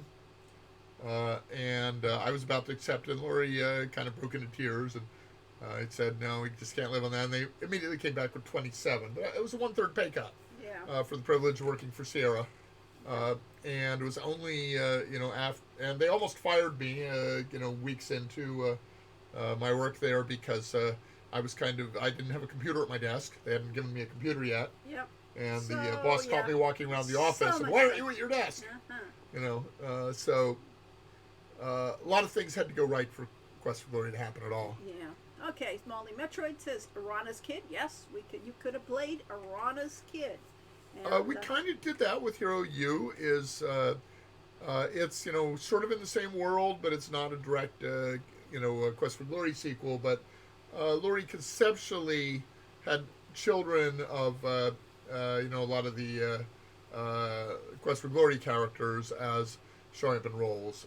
So in Tilly's Tale, we have the a centaur that's obviously comes from Spielberg, and so does Tilly. So and Tilly comes from Spielberg and stuff like that. We're continuing to do that so that you're really continuing the line. So in the games. we don't violate any copyrights or trademarks or anything. They mostly didn't trademark anything. Can you run a Kickstarter to pry the IP from whoever owns it now? No, we couldn't. We would never. We would. The there's no- Kickstarter won't let you do that anyway. Basically, let's say that we ran a Kickstarter and made $10,000 and offered $5,000 to Activision for it. They'd laugh at that. Mm-hmm. Okay, so let's say we made $100,000. Well, Activision would look at that. And we offered them $50,000. They'd say no, we want more, because they know we made $100,000 and they want it all. And if we made $1 million, if we made $100 million, then they'd want all of that. So there's no amount of money we could get from a Kickstarter that would enable us to get the license from Activision. Okay, so let's see. How did the kids get to the Orient? They took a. They took a. Portal? No. Land carpet? No. A balloon. A They balloon. took a balloon. Could be a Just ship. like you made a balloon, and you made a balloon ship in Quest for Glory 5. And then we get the whole around the world in 80 days And story. then you get to do that. You take the balloon to India, and Or better yet, we have a little backstory in which they took trains and caravans Oh, we and could have balloons fun, or and ships and maybe they borrowed the balloon. Maybe they didn't without permission. without permission, and it flew off, and we do the Alice in Wonderland type. Damn kids, get off my yard. Yeah, not Alice. Good Looking Glass. No, the other one. Wizard of Oz. Yes, Oh, yeah. they accidentally take this thing and they get blown off course and they have to try to get to someplace and they wind up in India. We had all sorts of possibilities and it would just be, a lot of fun to get things. And that's just kind of story. So we just get you there, like. Did the expansion part ever get started? It was not actually. Well, we did a little bit of paper and we did plotting preliminary work, and that's when the company died. So it was not. We could have gone with it, but they killed Yosemite Entertainment. So Of course, you could ask the same question: did Quest for Glory 5 ever get started? Because we actually worked for several months on Quest for Glory 5 immediately after Quest for Glory 4. Then We had a working title of King's Crown. Yes. And then I think we changed to Hero's Crown at one point, and then I came up with Dragonfire. Well, no, we didn't come up with Yes, we Dragonfire did. until the remake. Nope. Because That was one of the working titles. I don't think so. It was. I I got the file. papers. I got the file. All right, fine. I've So looked at at any rate, it. I've looked at it this year. all right. So at any rate, we got our light. We were kicked from Sierra, so therefore, that was a Yeah, miracle. that they get it. ceremoniously dropped, along with a third of the company. They laid off Yeah. a third of the company or half the company at that point. In your mind, did the heroes stay with Rana, Katrina, Elsa, or stay alone? All of the Yes. above. Yes, because it's the multiverse. I think along the lines of the multiverse. I don't know what the player does. The player is the star. Yes. What the player chooses is So right. That's why the idea of having the player called Devon or whatever he's called, Devon Adel. Devon Aidendale. Aidendale. Devon Aidendale. Devon Aidendale bugs me because I never named the character, and it's like, but It bugs me because it's an It's not- English name right. for in a German setting. yeah. But other than that, perfectly fine. But having the game a game being set in the multiverse makes it very difficult to say definitely. How do you mention the backstory in a sequel? Yes. It's really tough. So we made problems for ourselves. What happened with Laura Bow? Did it just not sell enough? I don't think that the second Laura Bow sold at the way Ken wanted it to at the time, and I think the other And thing they also that had some contractual issues with Bruce Balfour. I believe the contractual issues with Bruce Balfour were what eventually killed it, because Bruce went on to make another game, which was a very successful game. And it was a little too successful, and they tried to short him in royalties. Yes, and Team Katrina, and then Nawar. What about me? Now, yes, think of what Nawar's child would be like. Yes. Not Hollywood Computer Club. It was the Valley Computer Club circa 1981 to 85. I think that Nawar's child will be a sweet, very well-adjusted child who is nothing like Nawar's career. But that's not the point. You've got to have, nothing like her career. But she's going to be a really good thief, King's Quest 1. Really good thief, very, talks well, charismatic, very charismatic. Charismatic, yes. Quest for Glory, King's Quest EGA has a fun bug where Graham can walk across the river if he's walking on the bottom pixel of the screen. Yeah, that's just thing. That's so disrespectful what the guy said about he could sell people his excrement in a box. He was not a very respectful person. No. He was in charge of Electronic Arts at the time when it was not a good place for a woman to work at. So, yes. Time's up for me tonight. Have a great stream. Thank you, Molly. I'm sure you... Valley Computer Club, Yes. yes, thank you. Valley Computer Club. Computer Club. Okay. Lorian Wise. Lorian Wise is my brother, by the way. Oh, I see. I never remember that. It's like, well, I'm glad somebody knows. Yes. Yes. Barry got me into personal computers. He made one of the first homebrew computer kits. Can't remember if it was Altair or MSI. I'm sure he could tell you. But he could tell me from a kit, and he got a defective circuit board that had a lot of the bad traces on it and stuff. And he sat there for I don't know how many hours using an X-Acto knife to cut the bad traces and reconnect them and so on. Eventually got the computer to work as opposed to sending it back and getting it replaced. Barry has a lot more stubborn and keep going personality than I Yes, do. yes. I'm much more impatient. Yes. Early access. Quote, paid privilege distribution quality assurance, unquote. Yeah. I like Siam. Or you get things like Minecraft, which came out in a very primitive early form, and then the Greater Notch constantly kept updating the game, making changes, and listened to his players as he refined the game and turned it into what Yeah, so eventually it became can be a good thing. That's an amazing game. Arlo Hero says, yeah, you had a lot of references to old movies in your games. Did you just watch a lot of old movies? They were old by our standards, but they were classics. In the case of Casablanca, I had a book that had every line, or all the major lines with pictures of the thing, and I loved the book, actually. And the one time that Sierra actually paid for training for us, they sent us to the story structure seminar by Robert McKee, and he used Casablanca as his primary example. And we watched Casablanca, and then we broke it down beat by beat, the entire film. Yeah. And started out by showing us the opening scene where they introduced the idea of Casablanca, where the scream of refugees comes through, and you need these letters of transit to go through. And then he stops the film and says, "Well, what do you think about all that? Amazing, huh?" He says the entire thing's a lie.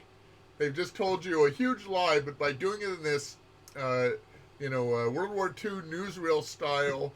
They have convincingly presented this completely fictional. Yeah, why would people from Europe go down to Casablanca? To Africa, northern Africa. All of it was ridiculous, but you believed the great lie, and so therefore there was a lot of things that story structure thing gave us for ideas of how to design. So, yeah. So, but I think that was after we did Quest for Glory too. I think it really that was more the. It was around that period. It was around that period, so it might have had influence. But honestly, there were some characters that I mean, Peter Lorre, I loved writing for. It was the and the Fat Man, for instance, and the Ferrari and things like that.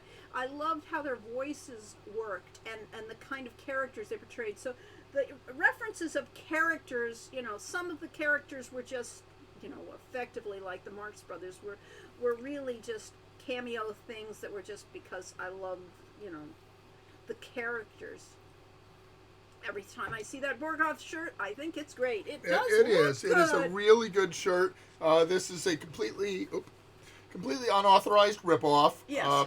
But actually, I think looking at it, it doesn't look pixelated. It is. It was real art. So I think this is actually like what Jim Ferguson does. Yeah. Jim Ferguson paints paintings of scenes from Sierra games that, if you are dealing with memory, you would say he's just completely copied that scene. Yeah. But if you actually put them side by side, you realize they really are works of art. Yes, he did his own thing. I don't know if we have one up here. I think do. they're still in Convenient, boxes. yeah. Yes. What was the game that Bruce? So I think this is real art based on the Borgoff Quest Yeah, and Quest probably. Glory 4. What was the Bruce Balfour's game that caused all the problems? So let's see. Mars. John Bach did Lighthouse. Yeah, it was Outpost. Outpost. Outpost sold better than Sierra expected, and they certainly didn't want to pay people the royalties that Bruce Balfour was going to get from it. Yes. I love proposing to people in Quest for Glory 5, finding out some stuff. I'm glad. That's what I really wanted to do with these games, is create this kind of sandbox where you could just enjoy the world.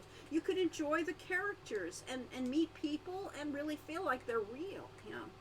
Yeah, Lori role plays all the characters when she's writing dialogue, kind of, envisions, how would the character react to things, and then tries to come up with interesting interactions with them, and then of course is tied down to a very limited set of them.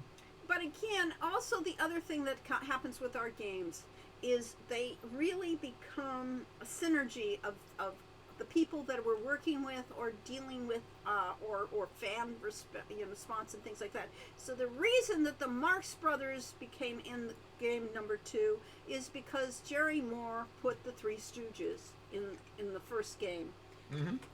in the thieves thing as a throwaway, design joke. And it was He like, said, "Well, okay, we got those. Why not put yes, in and some keep more?" going. That's why we had Sanford and Son in 3, and just kept going because it just felt right. 4 didn't have, 4 had, well, actually, it still had Peter Lorre going on there in a different version of Peter Lorre. So yeah, Peter Lorre aged very badly. At any rate, yeah. So talking about Casablanca and the Maltese Falcon, Ian Waite mentions that Grim Fandango had lots of film noir references as well, and there were certain old movies that were just so iconic Yeah.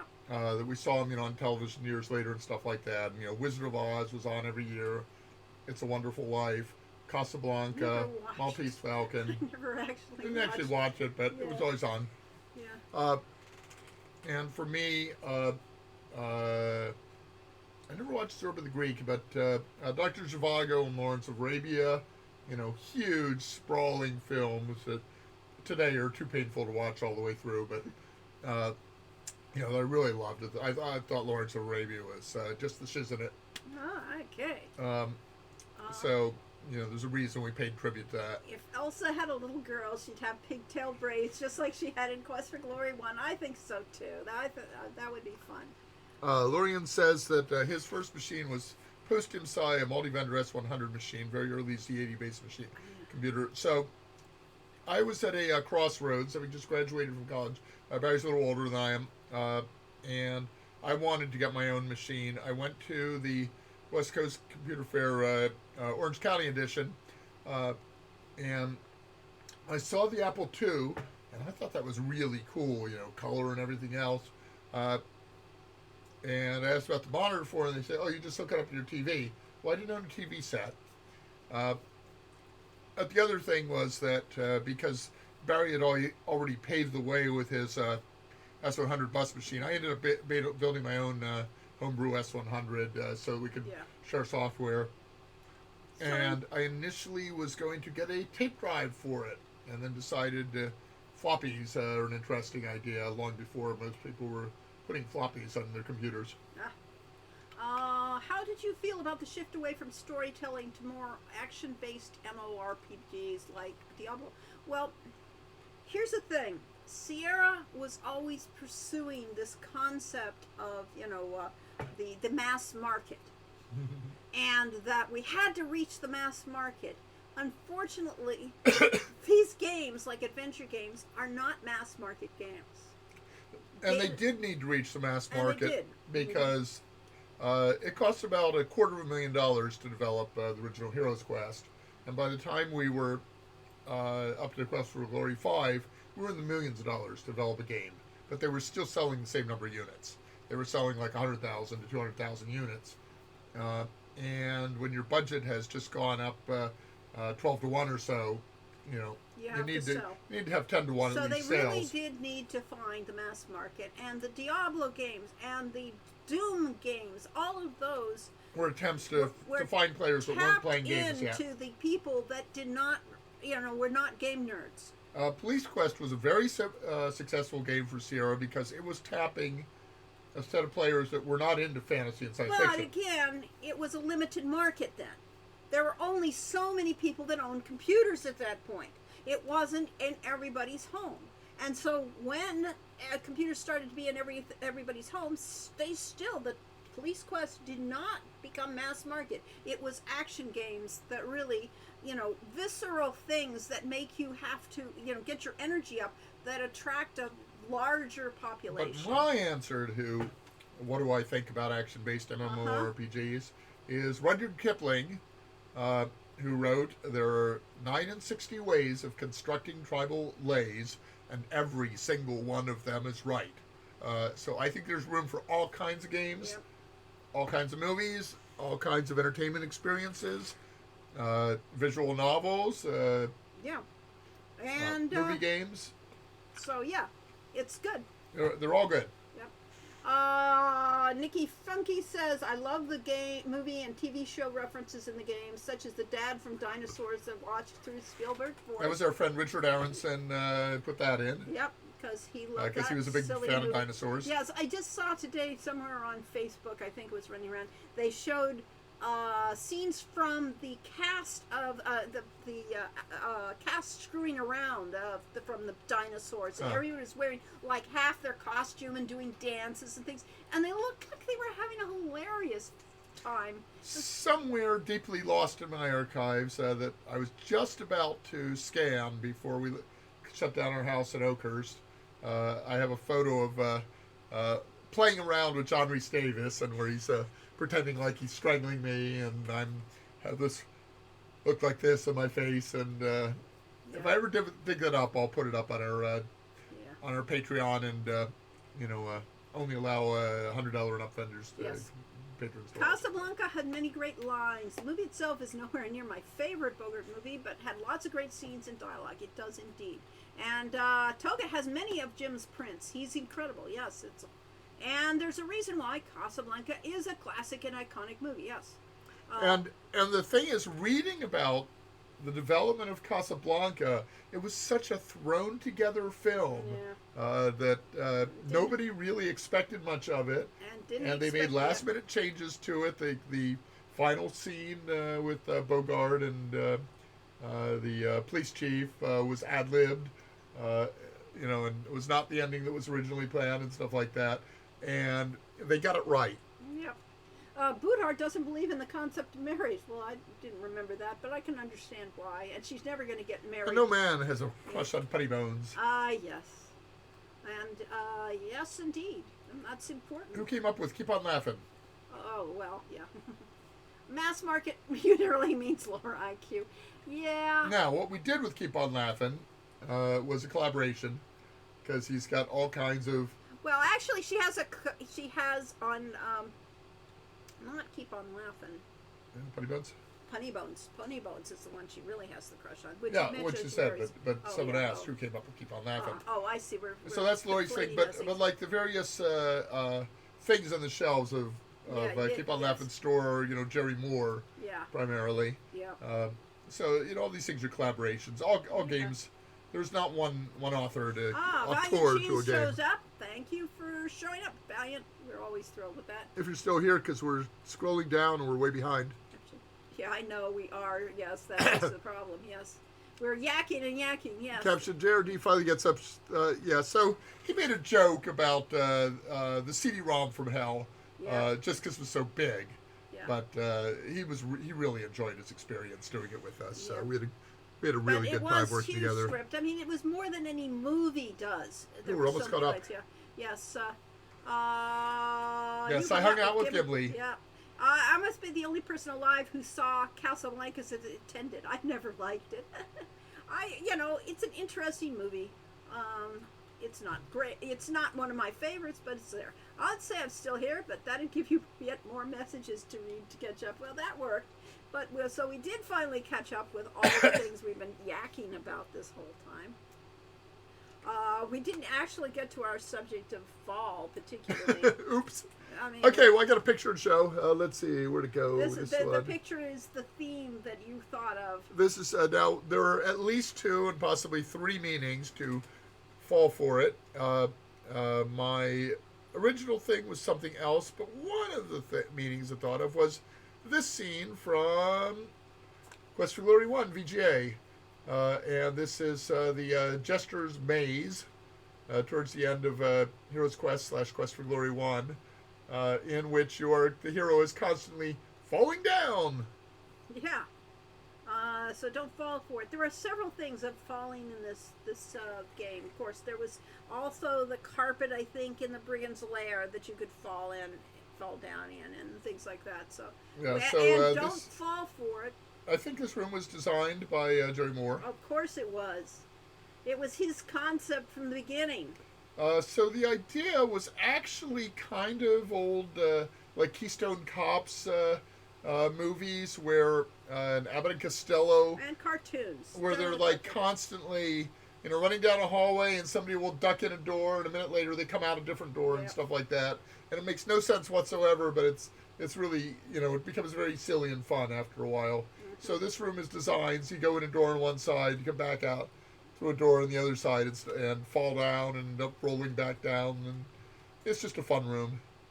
A frustrating room. Lespo Yorick. Yeah. Should have given him that first Yeah, name. that would have been fine. What else is it? And the other thing, don't fall for it, that you were going to talk about is what else?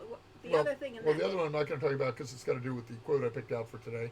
Oh, okay. So we fine. can't talk about that. Oh, okay. Then Until we play a game of phrase flummoxer. which we must do. Then. And then That's the other it. thing We I'm did- always because we have a Valiant cheese here anyway. So when you're talking punmanship, pun contests and stuff, you have certain preset, ready to use puns, and one of the best sets I have is tree related puns. Fallen branches and leaves and twigs yeah. and stuff. All kinds of puns you can do with trees. So thought about doing that. Let's make this up. Erasmus's Maze and the Jester's Maze always reminded me of MC Escher. That was actually part of the thing we were thinking about with Erasmus's Maze, yes. I'm curious, how old was everybody here when you played your first Quest for Glory game? I think I was 5 or 6.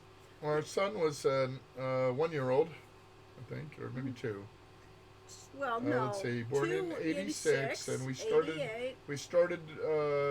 I started Sierra in '88, and we started development on Yeah. January of '89. So he was 2.5 years old. Yes, but he didn't actually play it. He didn't play it then. No. He was probably 4 when he played it. Well, probably, but yeah, I was 8. Yes, 12ish. Yeah. My brother has told me stories about how he played the games with his young daughter on his lap. Went through them together.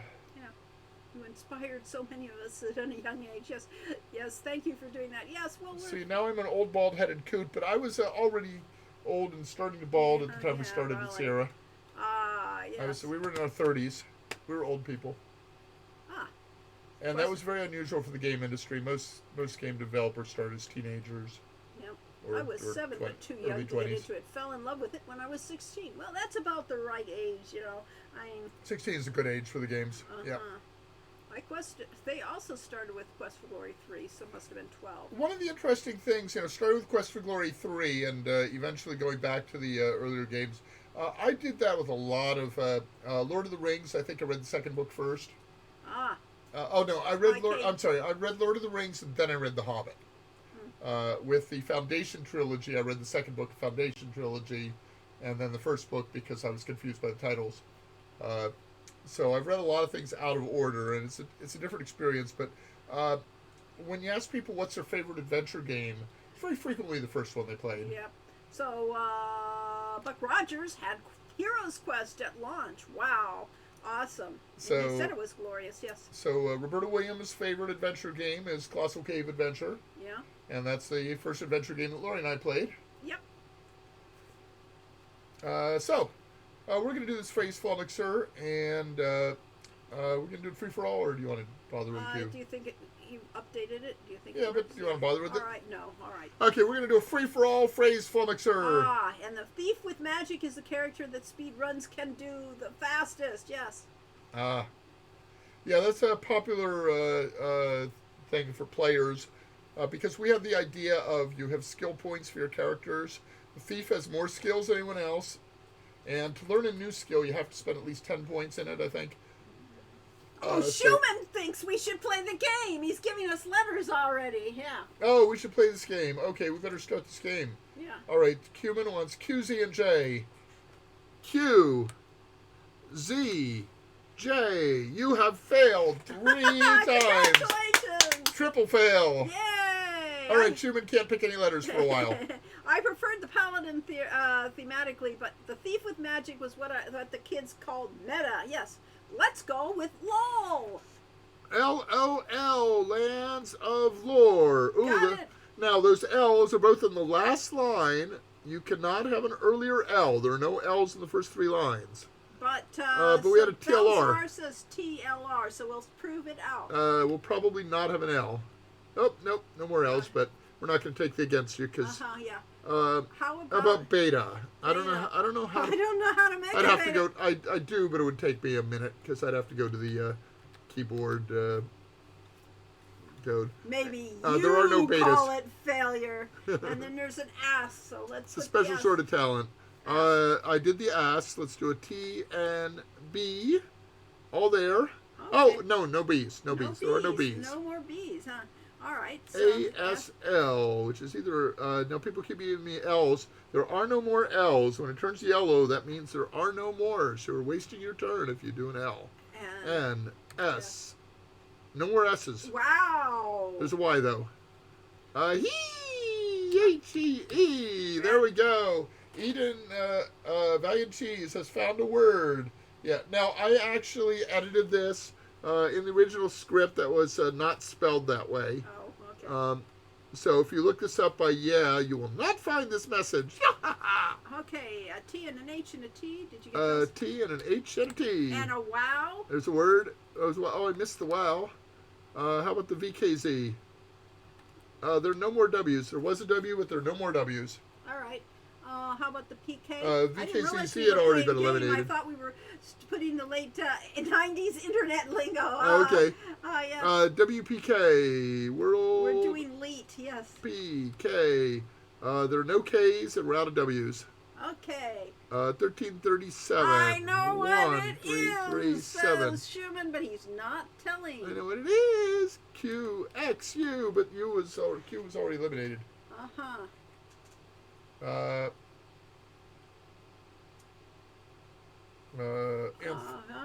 The H. Nikki Funky wants an H. Here's an H. Yeah. There are no previous H's to that one. What do I know about diamonds? Don't they come from Antwerp?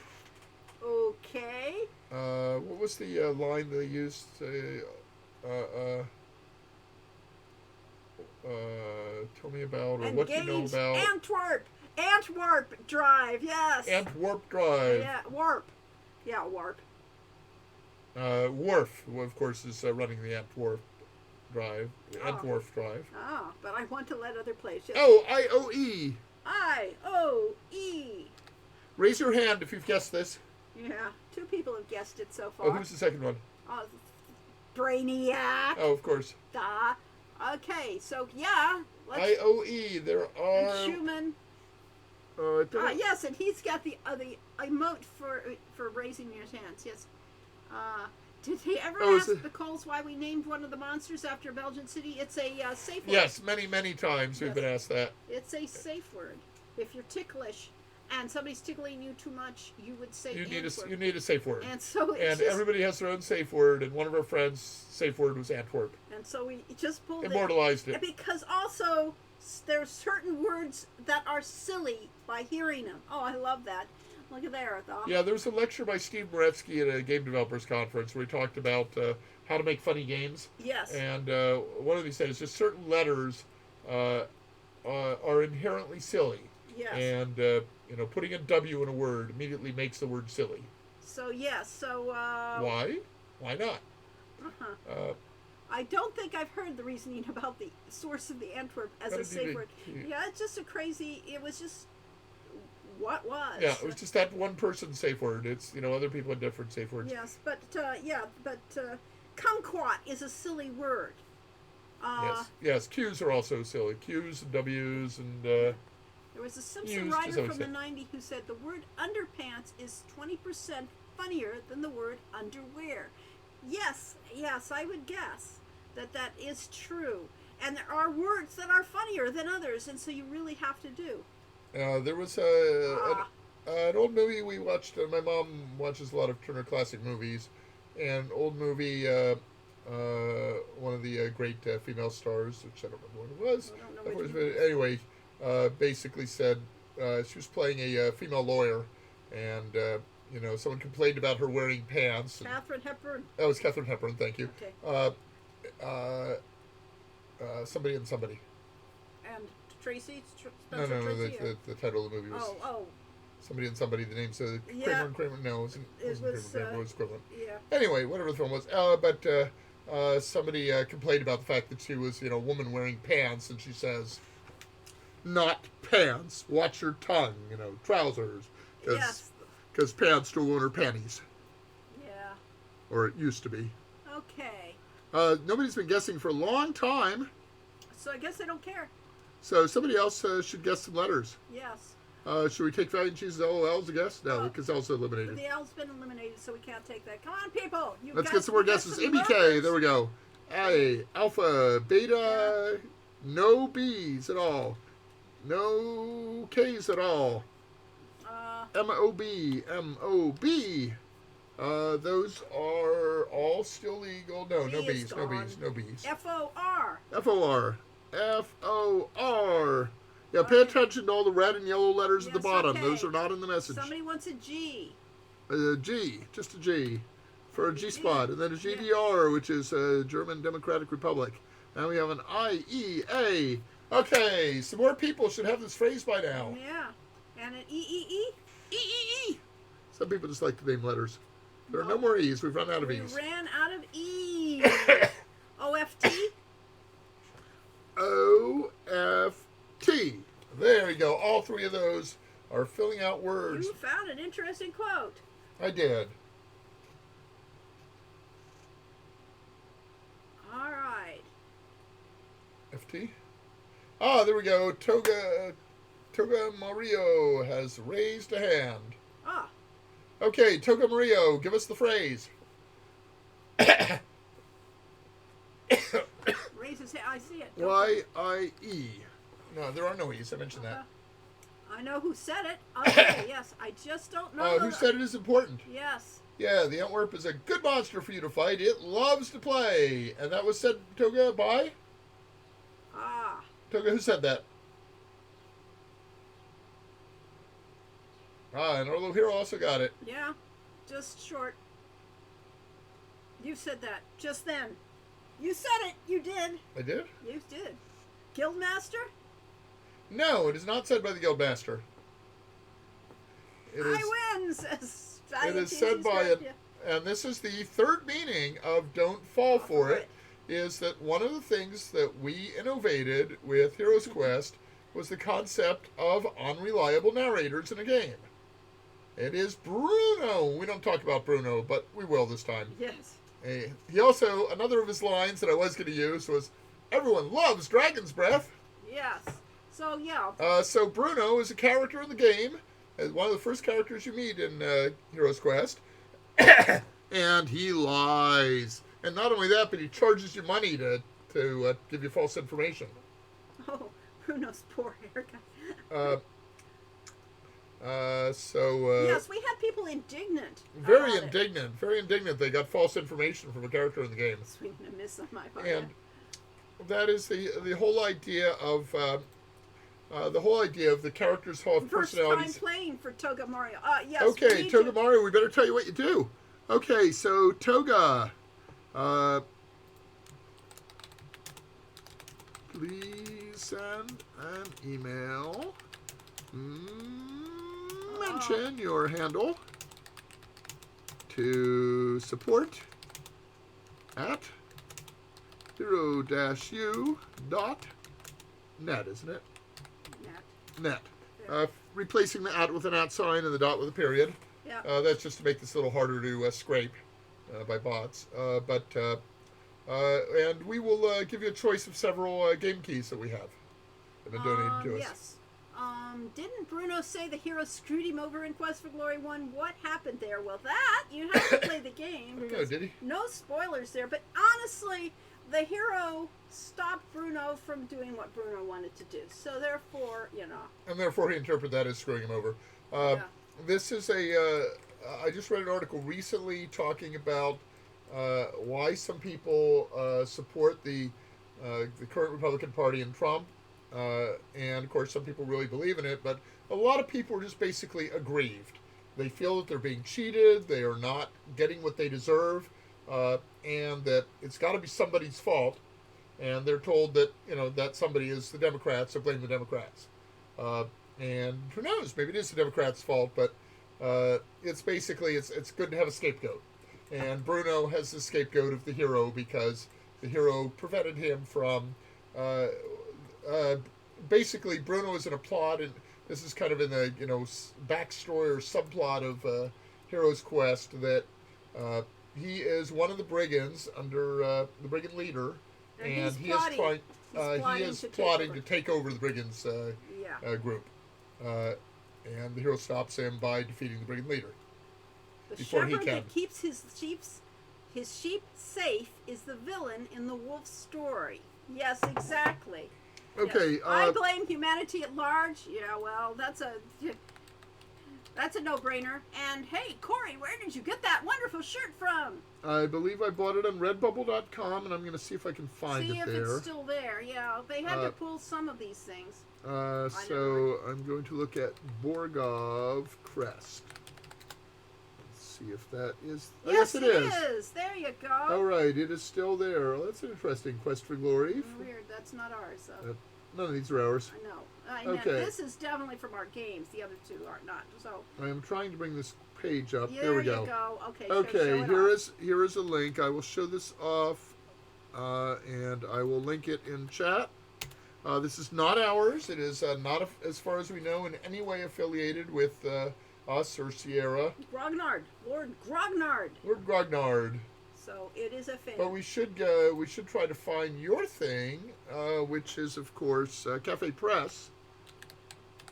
Cafe Press. So Cafe Press. You'll never find it unless you have a link to mine. Cafe Press. Okay. Hero's Tale Inn. Is this it? Nope, that's not it. I told you can't use the things unless CafePress.com/ University. Hero University Store. Yeah. That. Hey, here's there one. You go. Okay, here's one of our sites where you can buy Hero U merchandise. And we have some. We have the Christmas thing. So if you collect Christmas ornaments. So the story about this is that as my mom is aging and has some degree of dementia, getting worse every year, that Lori likes to keep a Christmas tree up all year, but she decorates it every season with new decorations, both for her and for us. And one of the things she likes to do is make ornaments based on her games, and put them up in the tree. So Cafe Press allows her to design these ornaments, and we sell them, but we don't actually care if anyone buys any of them because we buy them at a discount, and we put them up on our tree. So there's a lot of Christmas ornaments for from past years. So how about this one? Well, that's just another Christmas ornament. There's one from 2015. Yes. It's So, Sean O'Connor and the Quirks. Yes, we had some. The Pegasus one is awesome. Yes, it is. It's beautiful. Here's a mug. Mm-hmm. This is Cooking with Calvin. Yes, Calvin's a character from Tilly's Tale. Oh, here it is, Cooking with Calvin, from Summer Days Tilly's Tale. Yeah. And Calvin is the son of Calb. Yes, of Calb from Quest for Glory. It's part of the litter of Calb from Quest for Glory 3. Well, yes, with an alternative wife. Yes, not the wife that was the wife when you knew the game. Yes, and Tisk. Yeah, I know. They made for life, She divorced him. Did you read the dialogue from Calb? Oh, because he was... Because he's a terrible husband. Terrible, yeah. Because he giving away his food for pennies, yes. Why didn't the hero get to ride the Pegasus besides the fact we'd never be able to actually animate that? We wouldn't... There's a t-shirt with the Hero U women's... Can we ask Calvin about meat? No, I'm sorry. I don't think she put that in. I'm sorry. The conversation is actually pretty locked in with Calvin. Yeah. But it's great because of the awesome voice acting. Yes. I can bring that up if you want. You could, but at any rate. It's almost 4. It is. Calb is a terribly lot of things, but such a very good boy. He is. He's a sweetheart. It's just that, his wife couldn't stand him after a while. So some things are very hard. So you can actually animate a hero, and you can animate a Pegasus, and you can animate a hero flying in a Pegasus. But you don't do that as an animator by animating the Pegasus and then putting the hero on it. You have to actually animate them together. Yeah. Because otherwise they'll never sync up properly and stuff.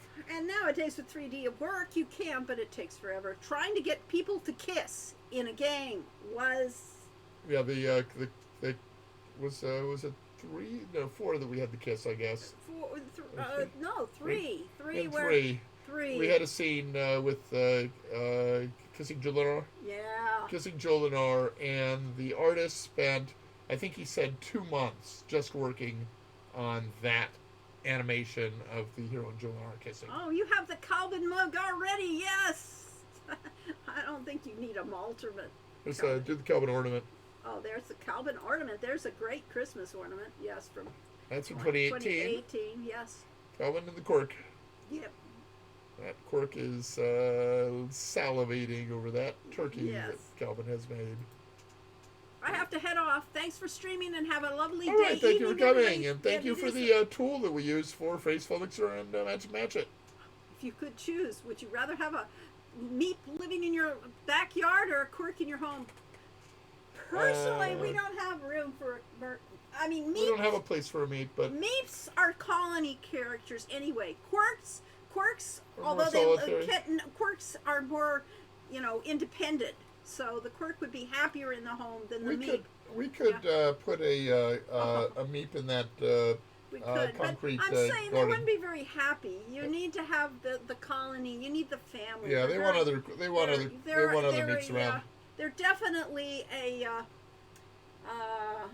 they have a social structure that requires, And while Laurie wrote almost all of the dialogue in Quest for Glory, I myself am responsible for the immortal Quirk line.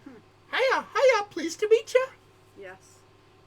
Oh, you have a Charlie Brown Christmas tree with room for only one ornament. Well, we have a Christmas tree that's up, and it's all Halloween It's now. all fall themes. Halloween.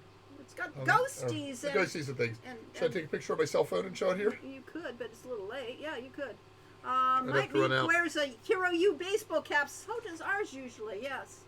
Love Meeps. Well, we should take a picture of it and you can put it in the. But we don't. I'll put it up on Patreon Yes. or I'll put it Yeah. on.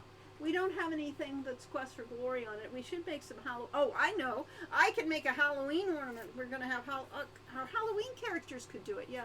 Bunch of meat magnets from Canvas Quest. Canvas Quest is the other person who does a lot of Quest for Glory things. So if you want to get an Uranus Peace medallion or anything like And that, Laurie did have something on Cafe Press prior to the Hero University store that was was Quest for Glory peripheral. Glory peripheral stuff. Yes. And it's still there, but you have to actually know Yeah. the name to get to. I can't tell you. It's something like Hero's Tail End, but not exactly. Yeah. School for Heroes is more like it. The school Because it was for was the, it the School for Heroes? School for Heroes. Well, this is Hero University I store. know. But you shouldn't do it while they're, because you'll get a bunch of crap. You should not show the screen while. Let's try that. I don't think you'll get anything. That wouldn't be the name. Stop by topic. Yeah, you'll get crap. So, no, you have to actually have the link. If you you can remember, search who for. did you commission to do the Quest for Glory 4 poster? All of our art that was from Kickstarter on backgrounds and things were all by J.P. Dull. Selwyn. Huh?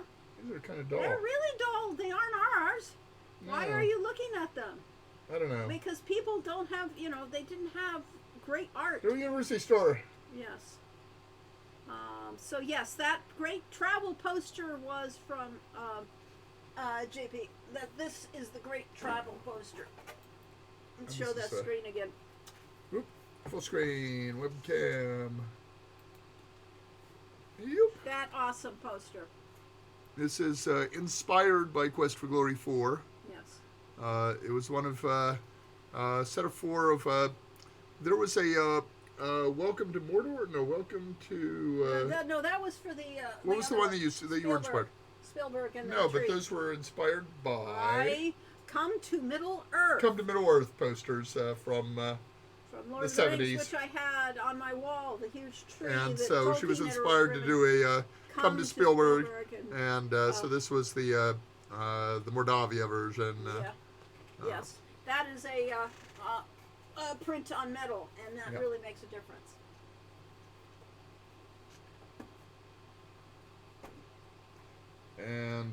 those are actually on our Patreon. If you scroll far enough back, I think you can Can find you all. get those posters? think I don't s- think so. Maybe not, I know, but Maybe we not. But we yeah, could. we could. But that's right. I could have Halloween ornaments if I. Yeah, this is a Halloween. That happy Halloween. So we yeah. should advertise our Patreon. Uh-huh, Do I have it up currently? No. Why not? Bring it up. Patreon, Corey Laurie Cole. I really want to paint a Nirana's Peace picture. It's my favorite place in the game. Yeah, well, it's gorgeous. Yes, I mean they did a fine job of it. All right. Nope. Yes. So this is how we actually support this stream: is we get people to become patrons on Patreon, and we No, regularly that doesn't do it. they just post.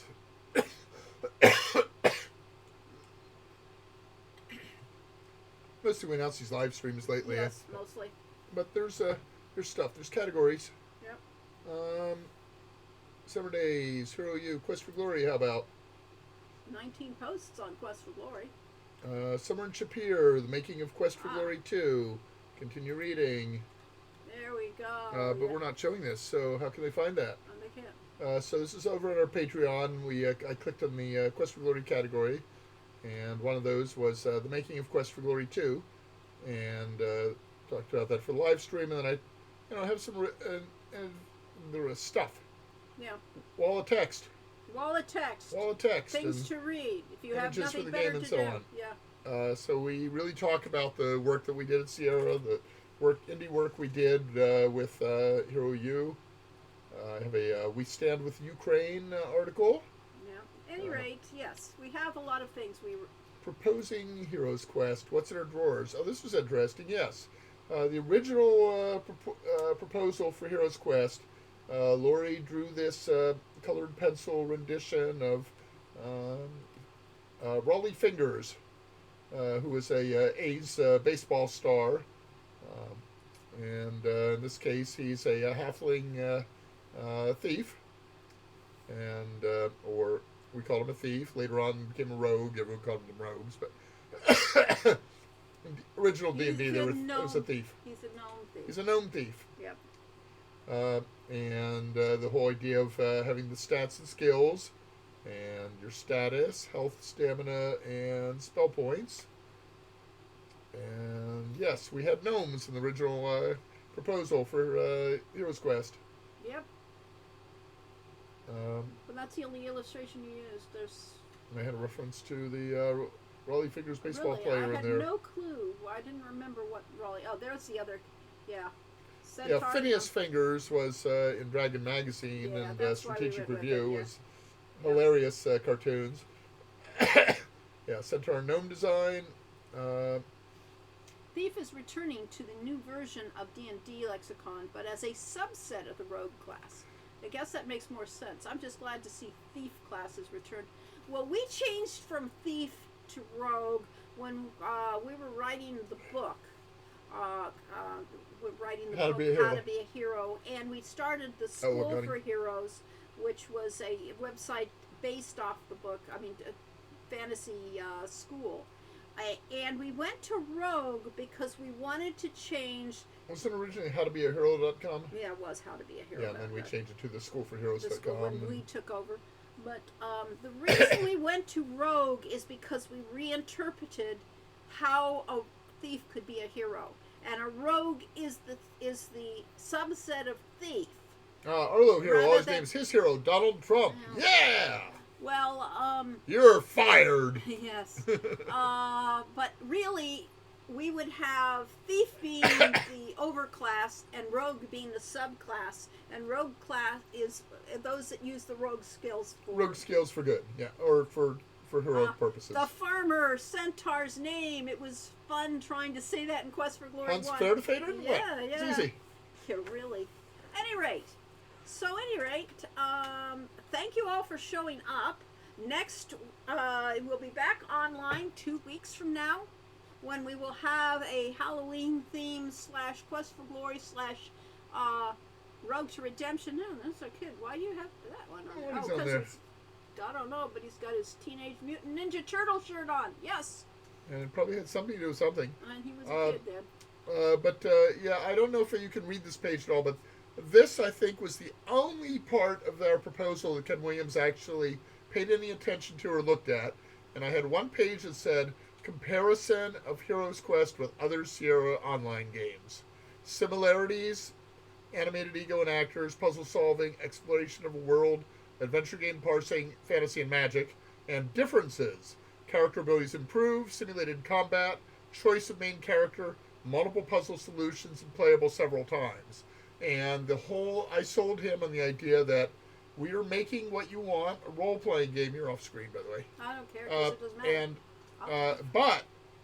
but it is going to still be a Sierra game. It will be a Sierra adventure and a role playing game. Yeah. It is a dessert topping and a floor wax. That was Gruka Singh Khalsa's line about our game. MM Sion says, thank you for the stream. Always pleasant to hang out. Well, we're glad you guys hang out with us. We're Thank really you for thrilled. coming. Let's see. And we'll be back in 2 weeks. That's what I was trying to say. That was the important one. Yes, we'll have our Halloween theme. 2 weeks is the and- 22nd of October, Yeah. so it will still be 9 days before Halloween. Yes, but we'll do the Halloween lead-in. Yeah. And We could wear our costumes. well, we could. We'll see. So, at any rate, thank you so much for showing up. We will see you in 2 weeks, and have fun. Back to the webcam. Yes. Bye-bye. Have fun, and bye-bye.